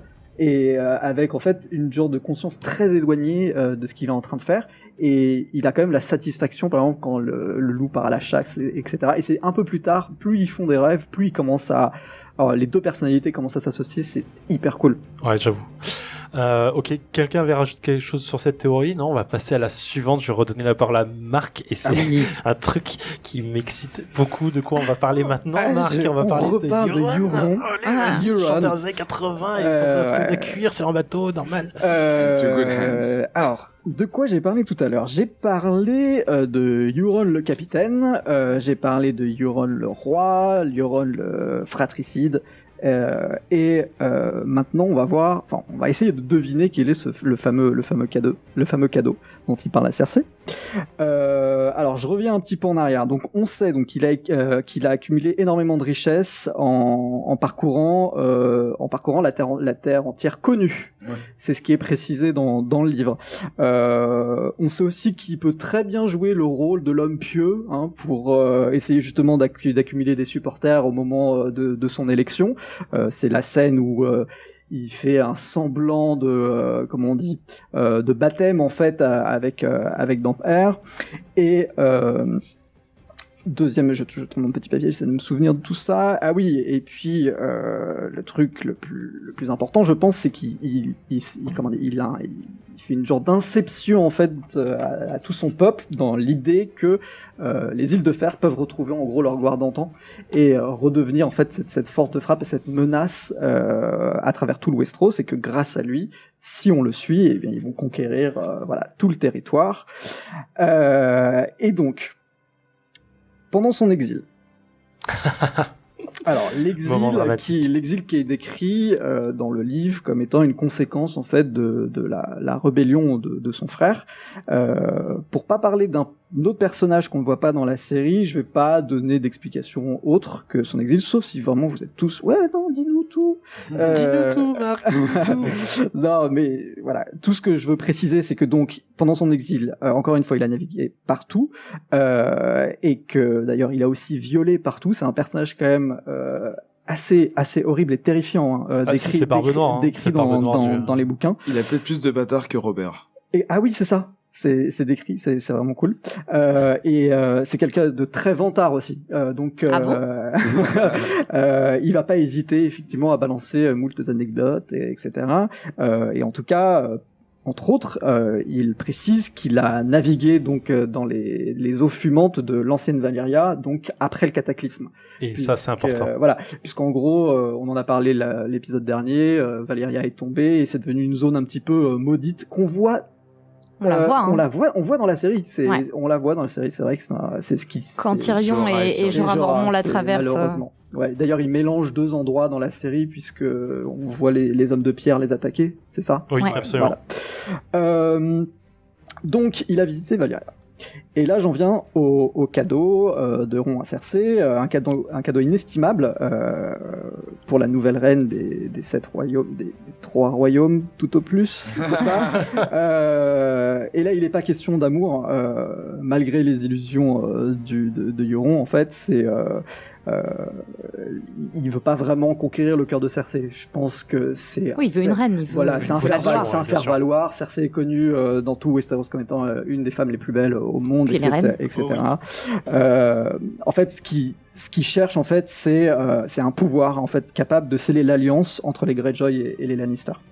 Ce qui serait du jamais vu. Hein. Exactement. Et donc, comment asseoir, en fait, cette alliance? Et ben, en gros, pour moi, ce que je pense, c'est que c'est une arme, en fait, capable d'anéantir les ennemis de la couronne. Comment il fait traîner. C'est clair. Et donc, les ennemis de la couronne, il y en a partout, comme on l'a vu, mais on va dire que nous, on sait, en tant que spectateurs, que la plus grande menace, c'est Daenerys et ses dragons. Et, et donc, ma théorie, c'est qu'il s'agit, en fait, ce fameux cadeau, en fait, il s'agirait d'une corne de dragon. Peut-être même la seule corne de dragon dans le monde. Une corne de 2 mètres de long, noire, sertie d'or rouge et d'acier valérien, gravé de glyphes. Tellement stylé. Donc déjà, un objet assez énigmatique. Dans le bouquin, il est ensuite nommé comme étant... Enfin, l'objet est nommé comme étant... Enfin, l'objet s'appelle Dragon Rider. Non, Dragon Binder, pardon. Ouais. Dragon Binder. Et cet objet serait capable, en fait, d'assujettir, de dominer les dragons. En fait, c'est un ancien artefact utilisé par les seigneurs dragons de la vieille Valyria, avant le cataclysme, pour contrôler leur monture. Et donc, c'est cool. C'est Quand ultra même, cool. que cet objet existe. Et en fait, comment on sait tout ça? Souvenez-vous de la King's Boot, dont je vous ai parlé un petit peu plus tôt. L'élection de la couronne de sel. Comment il a été élu roi? En fait, dans les bouquins, il fait tout ce que je vous ai dit, mais surtout, en fait, le moment décisif, ça va être le moment où il va amener cette corne et le moment où quelqu'un va souffler dedans. En fait, à partir du moment où en fait les supporters vont entendre ce son, en fait, tous les espoirs d'achat de prétendre au trône vont s'effacer. Oui, Vont surtout s'envoler. que avant ça, je te coupe une seconde. Vas-y. Avant ça, en fait, Asha a vraiment le pouvoir sur les gens. En fait, on sent dans le bouquin qu'elle va être prise pour reine enfin, elle va avoir la couronne de sel, quoi. Parce que Clairement. l'héritière légitime. Alors, je vais juste faire mon petit relou. Dans la série, il l'appelle Yara. Oui, c'est Yara, Oui, ouais. Ah, oui, Juste c'est pour vrai. ne pas confondre et Ah, qu'il oui, passe c'est pas vrai. la Il y a deux Whitening, achats. C'est la vrai. sauvage jaune. Ocha. Voilà. Et donc, c'est après avoir entendu le son de Dragon Binder que tous les supporters, en gros, vont rejoindre Euron. Et ce son est décrit comme le cri de milliers d'âmes. Et l'écouter, c'est sentir ses os et sa chair s'enflammer. Ouais. Ça, D'ailleurs, l'homme qui souffle dans la corne, tout de suite après, en fait, il va tomber dans les vapes. Il sera décrit les lèvres gercées et son tatouage ensanglanté. Et d'ailleurs, il mourra le lendemain. Car en fait, les fameux glyphes qui sont gravés dans la corne sont traduits par un personnage qui n'a pas été introduit encore dans la série, un autre prêtre rouge. Et je vais vous les lire maintenant. Donc, sur la corne est écrit: je suis dompte dragon, nul mortel ne peut me sonner et vivre. Sang pour le feu, et du feu pour le sang. c'est stylé de ouf. On appelle ça une menace hein, chez moi. Clairement, Mais... clairement. Exactement. C'est-à-dire, Et dans- Donc, Daenerys, elle a des Mirage 2000, et puis eux, ils ont l'arme nucléaire, quoi. et comment ramener un équilibre entre les dragons qui défoncent tout et les pauvres peuples? Donc toi, tu penses qu'un truc aussi gros, à la fois physiquement et scénaristiquement, peut être amené après avoir été présenté le personnage? Au vu de la confiance du personnage à s'allier avec le camp des perdants, il y a de Franchement, fortes chances. Franchement, je pense pas. Moi, Non plus. je suis Sachant vraiment... que ça n'a pas été introduit dans la série, Mais ouais, ça me paraît c'est- difficile de En fait, l'amener. ce serait vraiment le pouvoir de Dieu qui j'adorerais. arrive d'un coup, en fait. Et surtout, J'adorerais. scénaristiquement, dans la série, ce serait mal amené, en fait. Moi, je me contente de l'envie de tous ici autour de la table de le voir. Et donc, On a pour moi, tous moi, envie, j'ai vachement mais... envie. je pense que les auteurs de la série vont envie de faire plaisir aussi aux lecteurs. Donc, je suis pas sûr. Eric? Après, juste pour compléter par rapport, enfin, je me corrige moi-même. Je dis que ce serait amené trop tard, mais on a bien vu, alors je sais plus dans quelle saison, mais par exemple les personnages de Mira Reed et de Jojen Reed arrivent beaucoup plus tard dans la série que de leur version des bouquins. Donc pourquoi est-ce que Ouais, mais c'est pas enfin, ils changent pas C'est pas un game changer. Voilà, quoi. j'allais dire en français. C'est pas un game changer, de jeu scénaristique, quoi. Changeur des jeux. Ça fait pas balancer, enfin, contrebalancer le poids d'une bataille ou quoi que ce soit. C'est juste dire, ok, scénaristiquement, c'est plus intéressant de les amener maintenant. Là, ce serait vraiment dire, enfin, t'imagines le truc dans le prochain épisode, ils amènent ça et c'est dire, ah, ok, bah, Daniel, j'avais ça dans ma poche depuis le début. Non, pas forcément. Catrice? Alors moi j'aime beaucoup cette théorie parce que elle me fait grave kiffer et que cette corne elle est tellement badass que tu la veux et tu veux l'acheter sur eBay tout ça. Mais le problème c'est qu'on est quand même vachement dans la low fantasy. Est-ce qu'ils vont, et là c'est vraiment c'est ultra fantasy quoi. Ouais. Alors en même temps la saison 7 et la saison 8 à mon avis c'est là où tu vas avoir la montée de la fantasy avec les marcheurs blancs, avec les dragons, etc. Mais même si j'adore cette théorie, moi j'y crois pas trop dans la série. Ouais, je pense que je pense que plutôt ce que Euron veut lui rapporter, c'est la tête de Daenerys ou son frère ou enfin Tyrion, ce genre de choses. Quelque chose un peu plus terre à terre, un peu plus pragmatique et moins onirique. Mais je veux pas regarder ça. Moi. Dans le bouquin, corrige-moi si je me trompe, mais il me semble justement que Euron, quand il se fait élire, il part voir Daenerys. Ouais. Alors en fait, je voulais pas parler de son frère, puisqu'en fait il y a un autre frère qui s'appelle Victarion, qui est un personnage extrêmement important et extrêmement cool, qui a droit à ses propres chapitres dans les livres. Et en fait, c'est encore une fois, on reparle du phénomène de plusieurs scénarios pour un seul personnage. Effectivement, normalement, Euron part rejoindre Daenerys pour l'épouser. Voilà. Il veut devenir en gros le roi, quoi. C'est ça. Et pour ce faire, il donne effectivement la corne à Victarion. Et Victarion, lui, a pour justement mission d'apprendre à s'en servir et à commencer en fait cette politique d'extension en fait et de menace des îles de fer. Et d'ailleurs, il y a des mouvements militaires un peu maritimes excellentissimes dans le bouquin. J'espère qu'on va les voir plus tard dans la série. D'accord. Ok, grosse théorie. Hein. Franchement, ça c'est un truc tellement fou, mais j'y crois pas. Je pense effectivement qu'il va aller attaquer directement l'armada de Daenerys et qu'il va tomber contre son neveu et sa nièce et qu'il va les péter. Comme dirait un personnage d'un film, bonne chance. Non. Ike, reprends la main. Tu voulais nous parler du limier. Tu voulais reprendre la main sur ça. Alors en fait, la scène préférée de Ketrus, c'est la moitié de ma théorie. Mais en gros, ce qu'il a dit en 2 phrases, c'est que, voilà, je condense tout ce que tu as pu dire jusque-là, que l'arc narratif du limier va vers l'héroïsme. Donc là, on avait un connard, et là, on a vraiment un personnage qui va vers l'altruisme, la lumière, littéralement. Le prophète. L'altruisme. Oh, peut-être pas, il y en a. moi, je parlerais plus de champion. À l'image de j'ai oublié son nom, excusez-moi, Stannis pour la sorcière rouge Mélisandre par exemple. Alors Vas-y. Ce que je veux dire en fait en intro là-bas, c'était je prétends pas connaître comment fonctionne le R'hllor là, le Seigneur de la Lumière, parce que clairement chaque prêtre rouge interprète totalement personnellement les messages et les visions qu'ils ont.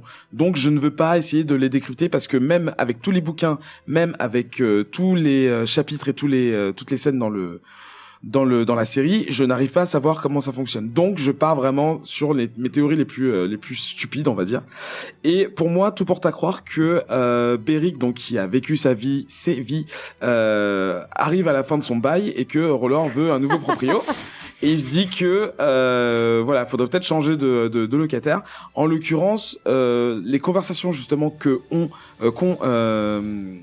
excusez-moi, Beric et le limier, ça crée un vrai déséquilibre entre une personne qui n'arrête pas d'être choisie pour être ressuscitée et qui en a marre et qui perd chaque résurrection un peu plus de sa personnalité, de sa bonté, de son âme, tout ça. Là, franchement, je pense que si on était au même niveau dans les bouquins, déjà il aurait pas la tête qu'il a, Beric Dondarrion, et il aurait pas la même comment dire, dans les livres, il est décrit comme vraiment un peu, zombie. Enfin, il est plus violent. Bref, il a plus du tout l'honneur qu'il pouvait avoir dans les premiers chapitres. D'ailleurs, je rappelle que Beric Dondarrion est un ami de longue date de Ned Stark. Et il partage beaucoup de valeurs. Ouais. Je dirais que c'est un ami de la famille dans des grandes lignes, mais voilà, ils ont cette espèce de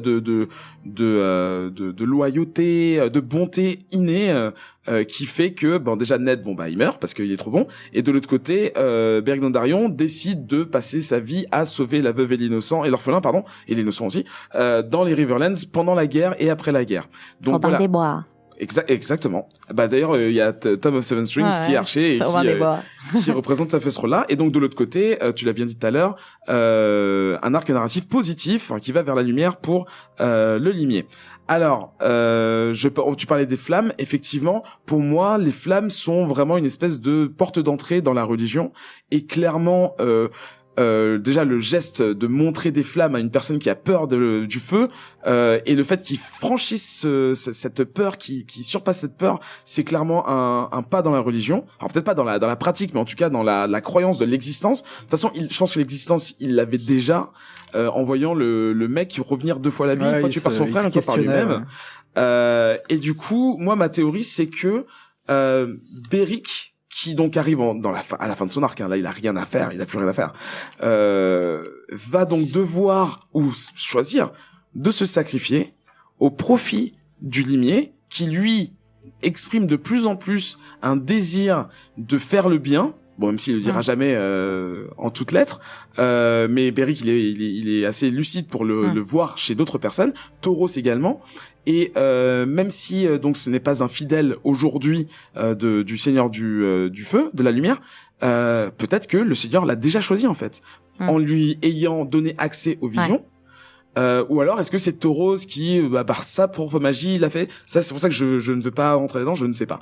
Mais pour moi, la direction de ces 3 personnages, c'est Tauros qui va plus ou moins superviser le transfert de statut de champion choisi par le Seigneur de la Lumière, quoi. Donc pour moi c'est ça, il va pouvoir se sacrifier à son tour pour l'humanité, peut-être en se battant contre le Nine King ou n'importe qui d'autre, en prenant la vie de Beric. Ketrus? Ouais, moi j'adhère complètement à cette théorie. Et je pense que ça va se passer à Fort-Levant. D'accord. Ouais, complètement, oui. Ouais, on a vu les trailers avec une baston qui a moi je le vois très bien pendant la bataille, Beric mourir en fait. Héroïquement, je pense. Et le limier prendre sa place. Mais c'est surtout que, c'est précisé aussi dans les bouquins, je crois, mais la personne qui est ressuscitée n'est pas obligée d'être croyante du tout, en fait. Oui, non, elle peut complètement être une personne lambda, parce que... Mais surtout, la personne peut devenir croyante après, justement, se rendre compte qu'elle a été résurrectée. De toute façon, Jon Snow revient comme ça, et puis voilà. Ketrus. Et c'est marrant, parce que dans la série, ils s'amusent beaucoup à faire changer un peu d'alignement, en fait, comme dans les jeux de rôle, les personnages. Ouais. Tu vois ça avec, on l'a dit, Ekaria, avec le limier, un peu avec Jaime aussi. C'est pareil, je pense que Jimmy est toujours le même, c'est juste que notre vision du personnage change. Oui, c'est vrai que c'est la vision du personnage change. Mais même Sansa, tu vois. Aussi, dans Sansa, il y a quelque chose, il y a toujours cet équilibre entre le bien et le mal, et c'est pas le bien et le mal, c'est un peu trop caricatural, mais ils aiment bien, tu sens que Martin aime bien faire ça, quoi. Ouais, moi, je suis tout à fait d'accord et je valide cette très fine analyse. Ouais, bien. On passe à la dernière partie du Theory Crafting. Miss Lady Elotu. Miss Lady. Tu, madame. Tu voulais nous parler des White Walkers. Oui, parce que, en fait, c'est intéressant. Je vais vous saluer. En fait, il y a plusieurs actions qui en parlent. Et l'action, elle semble se reconcentrer un peu vers le mur. Enfin. Enfin. En fait, ce qui est assez marrant, c'est que les White Walkers, ça fait 6 saisons qu'ils se baladent dans le Nord, on sait pas trop ce qu'ils font. Vraiment, on dit, ils arrivent, mais tu sais, ils mettent beaucoup de temps quand même, alors que tout le monde se téléporte. Eux, tu sais, vraiment, ils avancent pas trop. Là, on comprend quand même depuis qu'ils sont allés à Hardhome, depuis qu'ils sont allés à Durlieu, qu'en fait ils font grossir leurs troupes. Oui, à mesure que les Wildlings meurent, ils font grossir leurs troupes, donc c'est ce qu'ils font.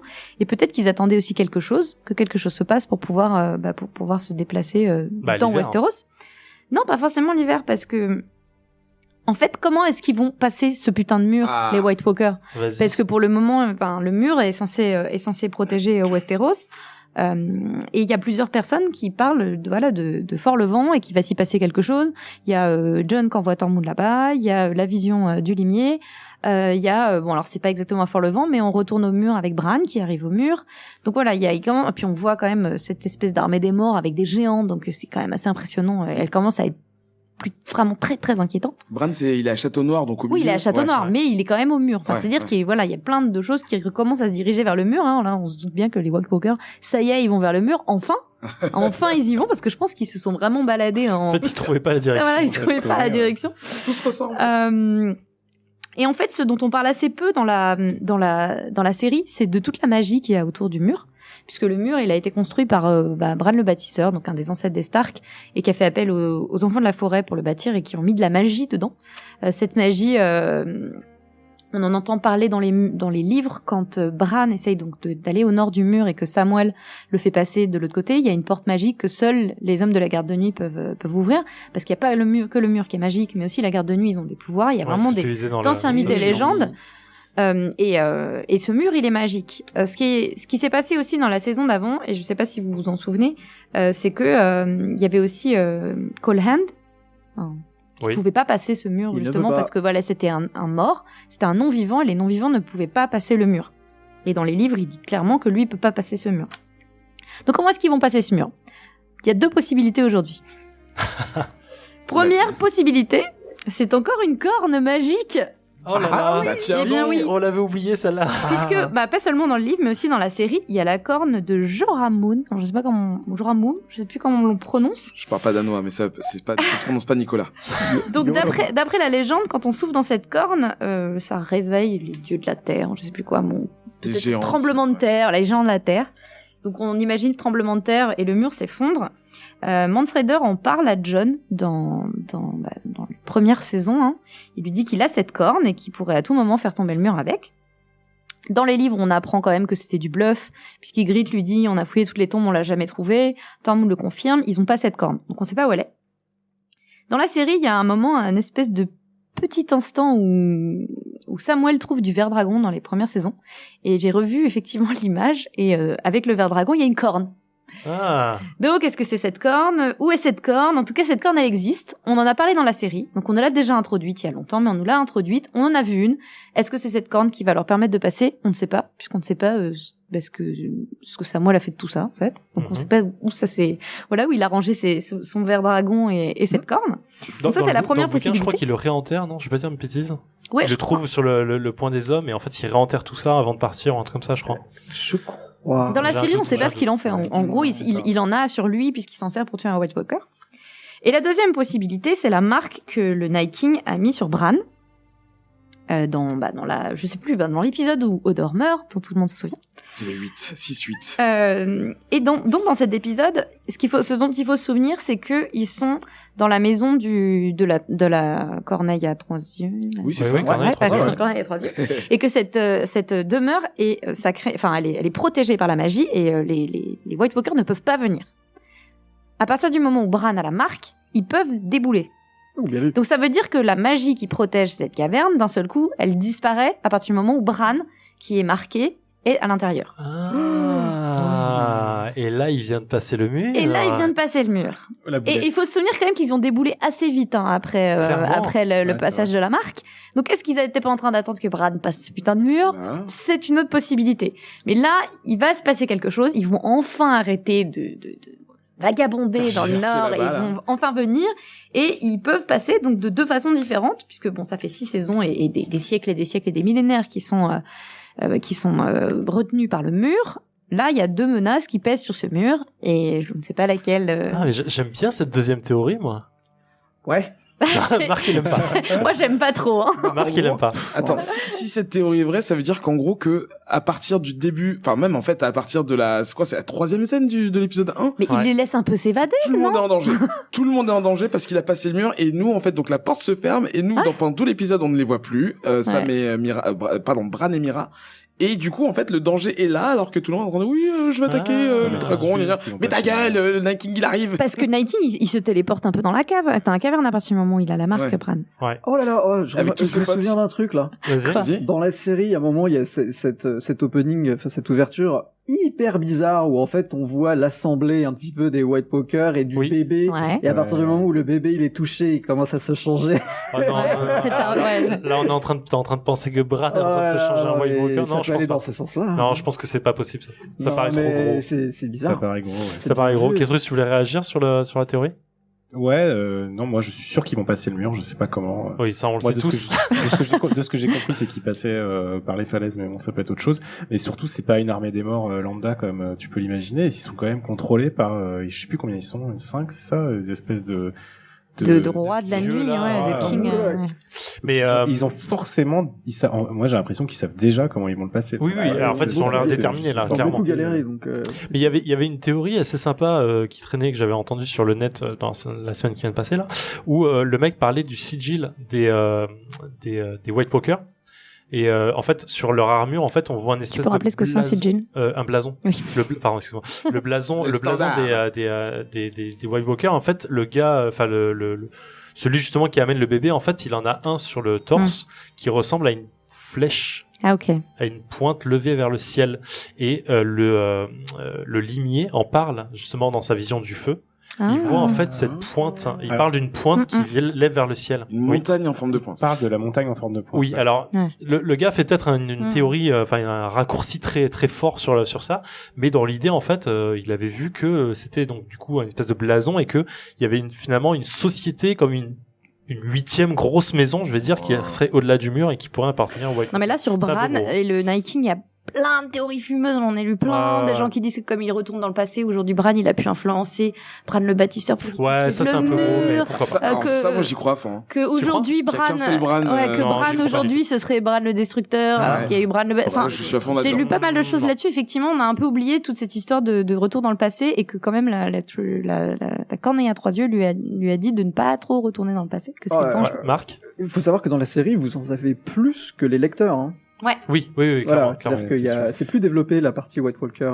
Là, on rappelle, déjà de base, quand on était encore dans les bouquins, c'est-à-dire que l'histoire des bouquins était plus en avance, on avait justement cette scène dont tu parles avec le bébé qui était complètement ouf parce que tous les lecteurs en fait n'avaient jamais vu ça. Jamais. Et c'était le premier pas vers un truc qui sortait des bouquins. Et là aujourd'hui, on a vraiment dépassé sur plein de points les bouquins. Effectivement, la grosse différence par rapport à la série, c'est que les récits des White Walkers passent par les on-dit et le prologue. La toute première scène du premier bouquin où là vraiment on a des personnages avec un point de vue qui les voient et qui décrivent leur physique. Là dans la série on les voit, on les entend, il y a des scènes décalées, voilà pardon, j'ai oublié Sam, excusez-moi, Sam qui le tue, c'est aussi dans les bouquins, pardon. Mais c'est tout. On ne sait rien du tout de leur progression, de leur nombre, rien. On ne sait rien alors que la série nous en montre beaucoup. Effectivement, c'est vrai qu'on peut beaucoup plus théoriser grâce à ça. Ouais. Ketrus, tu voulais parler? Non, moi je voulais rajouter après un bonus théorie crafting. Vas-y. Vas-y. Parce qu'en fait, j'ai vu encore sur internet, quelqu'un a fait pause, c'est sur un des livres que lisait Samuel. Ah oui, là c'est vrai qu'on en a pas parlé. Oui, et en fait, ils ont lu le passage et le passage parlerait d'un pouvoir guérisseur du ver dragon. Oui, en fait. Pour ceux qui ont la peau de pierre. La peau de pierre, donc et comme on a entendu aussi qu'il y avait plein de ver dragons sous Villevieille. Oui. Bah voilà, sous Dragonstone. Pardon, sous Dragonstone. D'ailleurs, on le voit dans le trailer. Enfin, bref. Et dans le trailer de l'épisode 2. Et du coup, voilà, ce serait une façon de sauver. Justement, il parle de ça. Vas-y, Marc. Je crois que ça, on le sait déjà un petit peu puisque la fille de Stannis, en fait, elle a subi des traitements en fait depuis sa plus tendre enfance en fait pour ralentir effectivement voilà, et ça comme elle vit à Dragonstone, effectivement c'était plus simple pour elle d'être guérie par le ver dragon. Et oui. Ok, on a fini avec le théorie crafting, la deuxième grosse partie. Ceux qui étaient partis, revenez. Voilà. On va faire un dernier tour de table pour faire notre avis sur l'épisode, puis après on fera le courrier des lecteurs et puis les petits bonus de fin. Qu'est-ce qu'on a pensé de cet épisode et des théories qu'on a amenées ici? Alors, Eric. Perso, un épisode efficace. Forcément, c'est celui qu'on attendait depuis beaucoup plus d'un an. Du coup, on est ravis de revoir les personnages, mais c'est vrai que c'est un épisode qui est assez fouillis dans le sens où il va très vite. Il y a beaucoup de personnages qu'on ne voit qu'une seule fois et d'autres qu'on voit 2-3 fois sans qu'il y ait de vraies raisons, à part Sam pour le coup, parce que je vous l'ai dit, Sam sera un personnage très important de cette saison. Mais sinon, voilà, un personnage qui replace les choses et je l'ai dit à de nombreux. Voilà. J'ai dit quoi? T'as dit un personnage qui remplace les choses. Non, oui, pardon, excuse-moi, un épisode qui remplace les choses. Et comme je dis, il y a beaucoup de personnes qui ne comprennent pas l'engouement de la saison 7. C'est un bon épisode pour commencer la série. Clairement, je dis ça sans déconner. Clairement. Marc. Oui, très bon épisode, à la cool, j'ai envie de dire en fait, alors que très bien rythmé et surtout grosse prouesse sur les dialogues, honnêtement. Ouais. Faire parler Sansa comme ils la font parler dans l'épisode, je trouve ça génial. Je reviens encore un peu sur Euron, j'ai trouvé ça hyper bien. Donc moi j'ai été transporté et malgré les petits moments, on a tous des personnages qu'on n'a pas envie de voir, des petites séquences qui nous embêtent. J'ai trouvé hyper bien équilibré, j'ai hâte de voir la suite. Ok, Lady Hello. Ouais, ça laisse présager du bon pour la suite, parce qu'il y a quand même que 7 épisodes, si je dis pas de bêtises. Oui. Donc il y en a 3 de moins que d'habitude, donc on aura peut-être moins d'épisodes filler, donc plus d'épisodes de ce type-là. Moi j'ai aussi beaucoup aimé, j'ai trouvé très bien rythmé. Ils ont pas rushé, il y a des scènes où ils se sont attardés sur des choses, comme par exemple quand le limier enterre, enfin voilà, ils prennent le temps par moment de s'attarder sur des choses, et moi c'est ce que j'aime bien. J'ai pas forcément envie de voir tout le temps tous les personnages dans chaque épisode. S'ils font un épisode sur un seul ou 2 personnages, moi ça me va très bien. Oui, clairement, ça moi permet je de les mettre préfère vraiment en largement avant quand ça se passe comme ça. Ouais, donc j'ai adoré l'épisode, j'ai envie de chialer devant le générique. Oh, c'est mignon. Oui. Monsieur Rivers, Oui, Ketrus. Pareil, j'ai vraiment beaucoup aimé l'épisode. Je suis tout à fait d'accord avec ce que dit Hello. Moi, je suis pour voir des scènes plus longues en fait avec les personnages. En fait, mes scènes préférées de cet épisode-là, c'était les scènes les plus longues, parce que je trouve que ça va un peu trop vite et qu'on part très vite sur différents personnages. Et du coup, on a un petit peu ce côté coitus interruptus. Tu vois, on a envie d'en savoir plus. Et là, c'est un peu trop parce que c'est un peu trop tout le temps dans l'épisode, quoi. Ouais, clairement. Ok, moi j'ai beaucoup apprécié l'épisode aussi. Moi, quand on l'a vu ensemble, j'ai pas eu ma larme, mais j'étais vraiment très content. Merci. J'ai vraiment été très content de reprendre cette série. J'avais été un peu déçu globalement par la 6e saison, et là j'ai une hype folle qui remonte avec Daenerys qui pose sa main sur les plages de Dragonstone. Merci à tous. On va passer rapidement parce que finalement, en relisant les questions des auditeurs qui nous ont été envoyées sur Twitter, entre autres. Je me rends compte qu'on a répondu à pas mal de choses, mais effectivement, voilà, on a eu quelques questions par vous, auditeurs. Donc, n'hésitez surtout pas à nous en poser via Twitter, en DM, sur Facebook, sur iTunes ou n'importe où dans les commentaires sur Radio Kawa. Ça fait toujours plaisir de voir que sur ce quoi on parle, ça vous intéresse et qu'il y a des retours, donc vraiment n'hésitez surtout pas. On a 4 questions, dont 2 qu'on a plus ou moins traitées. Déjà par Adrien-Antoine, qui demandait des éclaircissements sur Dragonstone. Il expliquait que lors de la séquence de fin, il expliquait que ça a été construit par les Targaryens, les Valériens. Effectivement, donc comme tu l'as vu dans le focus, effectivement, ça a été construit par eux. J'espère qu'on a à peu près répondu à ta question. Si t'as besoin de plus d'éclaircissements, surtout n'hésite pas. Tu avais posé aussi une autre question concernant le détail sur la bataille à laquelle Euron et Cersei font référence, où Euron avait été exilé. Marc a déjà répondu à ça. Il avait déjà prévu de le faire rapidement, mais ouais. c'est tellement long ce passage. Ouais, d'ailleurs, je pense que vas-y, Ike. Tu peux y aller, Ike. Je veux juste apporter une précision. Dans la série, Jaime Lannister parle de l'événement comme s'il y était. Et la différence avec le bouquin, c'est que de tous les héros, mais il y a une chier de héros, de personnages, Barry Stan Selmy, le Blackfish et machin, Ned Stark et compagnie, qui étaient à cette bataille. Et ben Jaime c'est le seul, alors que c'était déjà un chevalier qui n'était pas. Pourquoi? Ok, donc effectivement, comme disait Marc, le truc est vraiment plus long dans le bouquin. On parle de ça introduit beaucoup plus de personnages et beaucoup plus d'événements. Donc on t'invite plus à te reporter sur ça, ou du moins sur voir les résumés sur le net, parce que là ça prendrait énormément de temps. Ou peut-être un prochain épisode où on pourra refaire le lien entre éventuellement, c'est super intéressant. Ouais. 2 autres questions, une plus centrée sur l'histoire de @Yann_dev qui demandé par rapport à la temporalité entre les 2 saisons, combien de temps Arya était restée chez les Frey avec un E, donc pas avec un A, parce que tu demandes dans ta question. Combien de temps, non mais je lis, c'est difficile, et combien de temps s'écoule pour Sam, qui veut prendre ça? Vas-y, Ike, encore. Alors pour moi, la temporalité des 2 saisons dépend des personnages. C'est une réponse un peu facile, mais c'est la vérité, parce que c'est déjà le cas dans les autres saisons. Tout ne découle pas à la même vitesse. Pour Arya, c'est, je pense, des réponses les plus simples, parce qu'elle le dit dès le début, ça fait 15 jours que elle a fait le dernier festin. Donc le dernier festin, c'est le moment où Walder Frey meurt, assassiné par Arya, et du coup là c'est 2 semaines plus tard. Donc je pense que c'est le seul élément temporel qui définit clairement la situation pour elle. Après, pour beaucoup d'autres personnages, par exemple Euron, c'est très compliqué de savoir en combien de temps il a pu construire 1000 bateaux et faire le tour du continent pour arriver de l'autre côté. C'est pas facile à estimer. À mon avis, c'est clairement pas 2 semaines. Hein. Non, clairement pas. Pareil pour Daenerys qui a fini de traverser la tout Mérine, enfin la baie des Serres jusqu'à Dragonstone.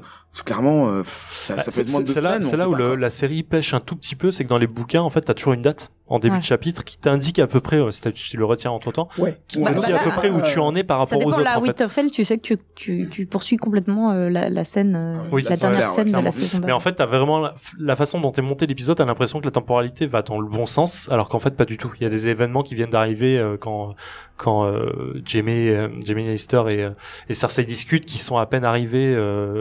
Au moins en termes d'information, en termes d'intel, mais on sait pas exactement quand. Même pour Martin, c'est très compliqué. D'ailleurs, il a fait le choix à un moment de pas faire des suites chronologiques et de revenir en arrière et de faire 2 histoires en parallèle. C'est le bouquin 3 et 4. Oui, 4 et 5. 4 et 5. Donc voilà, si même l'auteur a du mal, imaginez pour les producteurs de la série le bordel que c'est. Clairement. Voilà. Une dernière question de @captifou. _com, désolé, j'ai tout écorché. Il demandait un conseil pour écouter un podcast retraçant les autres saisons de Game of Thrones. Alors moi je l'écoute pas, mais on a une réponse de Ike qui s'en est occupé, qui s'appelle Civilization X. Ouais, en fait c'est un podcast uniquement à regarder uniquement sur YouTube que j'adore pour au début je la détestais parce que les illustrations qu'elle présente, c'est du paint, mais du paint niveau, mais c'est vraiment choquant, c'est choquant. Par contre, c'est un mec tout seul, il fait ça sur son temps libre. Il a une voix qui va pas du tout avec le show. Il a une voix, je crois qu'il est canadien, il a une voix très grave comme ça, et il décrit les choses d'une façon factuelle, et c'est pas fantastique en fait, c'est pas fantasy. Et sauf que c'est, je trouve, une des personnes les plus directes, avec les illustrations qui correspondent. Je trouve ça, voilà, quand on n'a pas beaucoup de temps et qu'on veut revoir un point, et il traite de sujets qui ne sont pas du tout évoqués dans les bouquins. Par exemple, je pense qu'il a dû faire quelque chose sur la rébellion Greyjoy. D'accord. Donc le fameux élément qui a créé l'exil de Euron. Mais non, il y a plein de trucs comme ça. Il fait des vidéos par personnage, il fait des arcs. Alors c'est pas forcément un podcast audio, c'est surtout vidéo. C'est plus intéressant quand on le regarde avec les illustrations, même si elles font pleurer, mais je trouve ça très très juste. C'est le meilleur podcast, en tout cas la meilleure chaîne qui s'intéresse à Game of Thrones et qui fait ça de façon sans commentaire, sans rien. C'est francophone? C'est anglophone. Pardon, voilà, c'est anglophone. On est sur YouTube aussi. C'est vrai qu'on est sur YouTube, venez nous voir sur YouTube. Je vais rappeler ça à la fin de l'émission, dernier petit point avant de nous quitter, le choix du focus qu'on va laisser à nos auditeurs adorés qu'on aime déjà depuis une semaine. Grosso modo, en fait, voilà, on s'est posé la question de savoir comment on allait choisir le prochain focus. Là, on l'a fait sur Dragonstone, c'était plutôt évident. Mais pour les prochaines émissions, on voudrait faire un truc en corrélation avec l'épisode. Alors, on l'a pas encore vu, parfois c'est dur de le travailler, mais on s'est dit que ce serait encore plus cool, parce qu'on est des gens cool, de vous laisser à vous auditeurs la parole et le choix de ce sujet-là. Alors ça va être un peu atypique la façon dont on va vous demander ça forcément, mais voilà, donc si vous avez une idée de focus ou si vous avez un point sur un épisode qui va pas épisode prochain que vous voulez voir développer dont on parle, écoutez, allez sur iTunes, c'est plus simple, c'est pour nous, ce sera d'autant plus direct et ça nous aidera malgré nous. Allez sur iTunes, vous mettez un commentaire sur iTunes avec un petit 5 étoiles parce que ça fait toujours plaisir. Et oui, mon gars. On l'assume complètement. C'est juste que voilà, on a besoin d'être écouté, on a besoin d'être respecté. C'est pas pour ça, c'est pour avoir un focus, voilà. Mettez un j'aime. Donc voilà, vous mettez un commentaire 5 étoiles sur iTunes, avec le focus que vous voulez voir développer, et on choisira là-dedans, pour développer notre focus. Faites-le très rapidement, le prochain enregistrement se fera en milieu de semaine, là on est vendredi, on a eu le temps de travailler, mais le prochain enregistrement, on va être un peu bloqué en termes de date, donc on va enregistrer sûrement milieu de semaine vers mercredi. Et vous avez le choix sur n'importe quoi, c'est ça? Ouais, alors soit sur l'épisode en cours, ce qui serait le plus intéressant. Maintenant, s'il y a un point dont on a parlé que vous voulez vraiment développer, qui est pas forcément dans l'épisode, on pourra le faire aussi. Ça peut être un lieu, un personnage, un élément de la mythologie. Si vous voulez qu'on parle de l'ancienne Valéria, on peut faire un épisode extrait sur ça tout simplement. Vous pouvez venir sur Radio Kawa, sur Twitter, machin et tout, mais voilà. Voilà, c'est tout bon. Merci à vous quatre pour votre temps, votre patience, surtout pour ce début technique difficile. Merci à toi. Je vous rappelle que Whisperos c'est une émission produite par Radio Kawa qu'on remercie, qu'on aime de tout notre cœur. Merci à Fox pour tous les détails techniques qu'il a rattrapés qu'on n'avait pas fait sur la dernière émission. Merci à lui de le mettre en ligne en dernier moment quand on l'a mal géré. Et merci à tous ceux de Radio Kawa qui nous ont fait des retours super sympas. Bref, on vous aime les gars. Vous retrouvez-nous donc sur Radio Kawa dans la section. Alors c'est pas vrac cette fois, ça va être musique et cinéma. C'est exact. C'est cinéma et télévision. C'est ça. Parce que du coup j'ai plus l'habitude. Où est-ce que on vous retrouve, vous, nos amis chroniqueurs? Eric, où est-ce qu'on te retrouve? Dans Comics Outcast qui est sorti aujourd'hui. Voilà, essayez d'écouter les deux avant l'épisode que vous. Non, pas vrai du tout. Il sort après-demain. Excusez-moi, je suis perdu. Aujourd'hui, il sort après-demain. Voilà. Et sinon dans ma librairie. Voilà. Et c'est comme ça que j'ai fini ma phrase. Démerde-toi. C'est une invitation. Merci. Dondarian out. Marc, où est-ce qu'on te retrouve? Alors encore une fois, vous pouvez me retrouver et m'envoyer des petits messages sur @dotsmark sur Twitter. Et comme précisé au début de podcast, si vous voulez voir ce que je fais, vous pouvez aller sur mon Tumblr, c'est dotsmark, la même chose, .tumblr.com. Et là, donc là, je poste pas mal de choses en pixel art pour les fans de ce vieux style, de vieux gens de 35 ans. C'est pas vieux. Voilà. Hello, où est-ce qu'on te retrouve?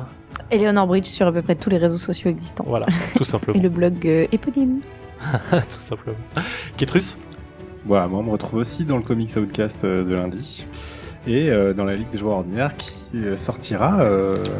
Pas loin. Après, le premier samedi du mois toujours. Voilà. C'est ton combienième podcast de la semaine là? C'est quoi? Combien je t'ai dit tout à l'heure? 4 en 10 jours. Oh ça va. On commence à enchaîner. Tu dois en faire un métier. Oh mince. Ah, c'est une bonne idée. Ok, merci à tous. On se retrouve dans une semaine lorsque vous écouterez ça à la sortie, samedi 18h. Écoutez Whisperos, écoutez nos murmures. Nous sommes là et nous écoutons tout. Allez, à ciao tout le monde. Ciao. Murmurons des Encore oreilles. 6.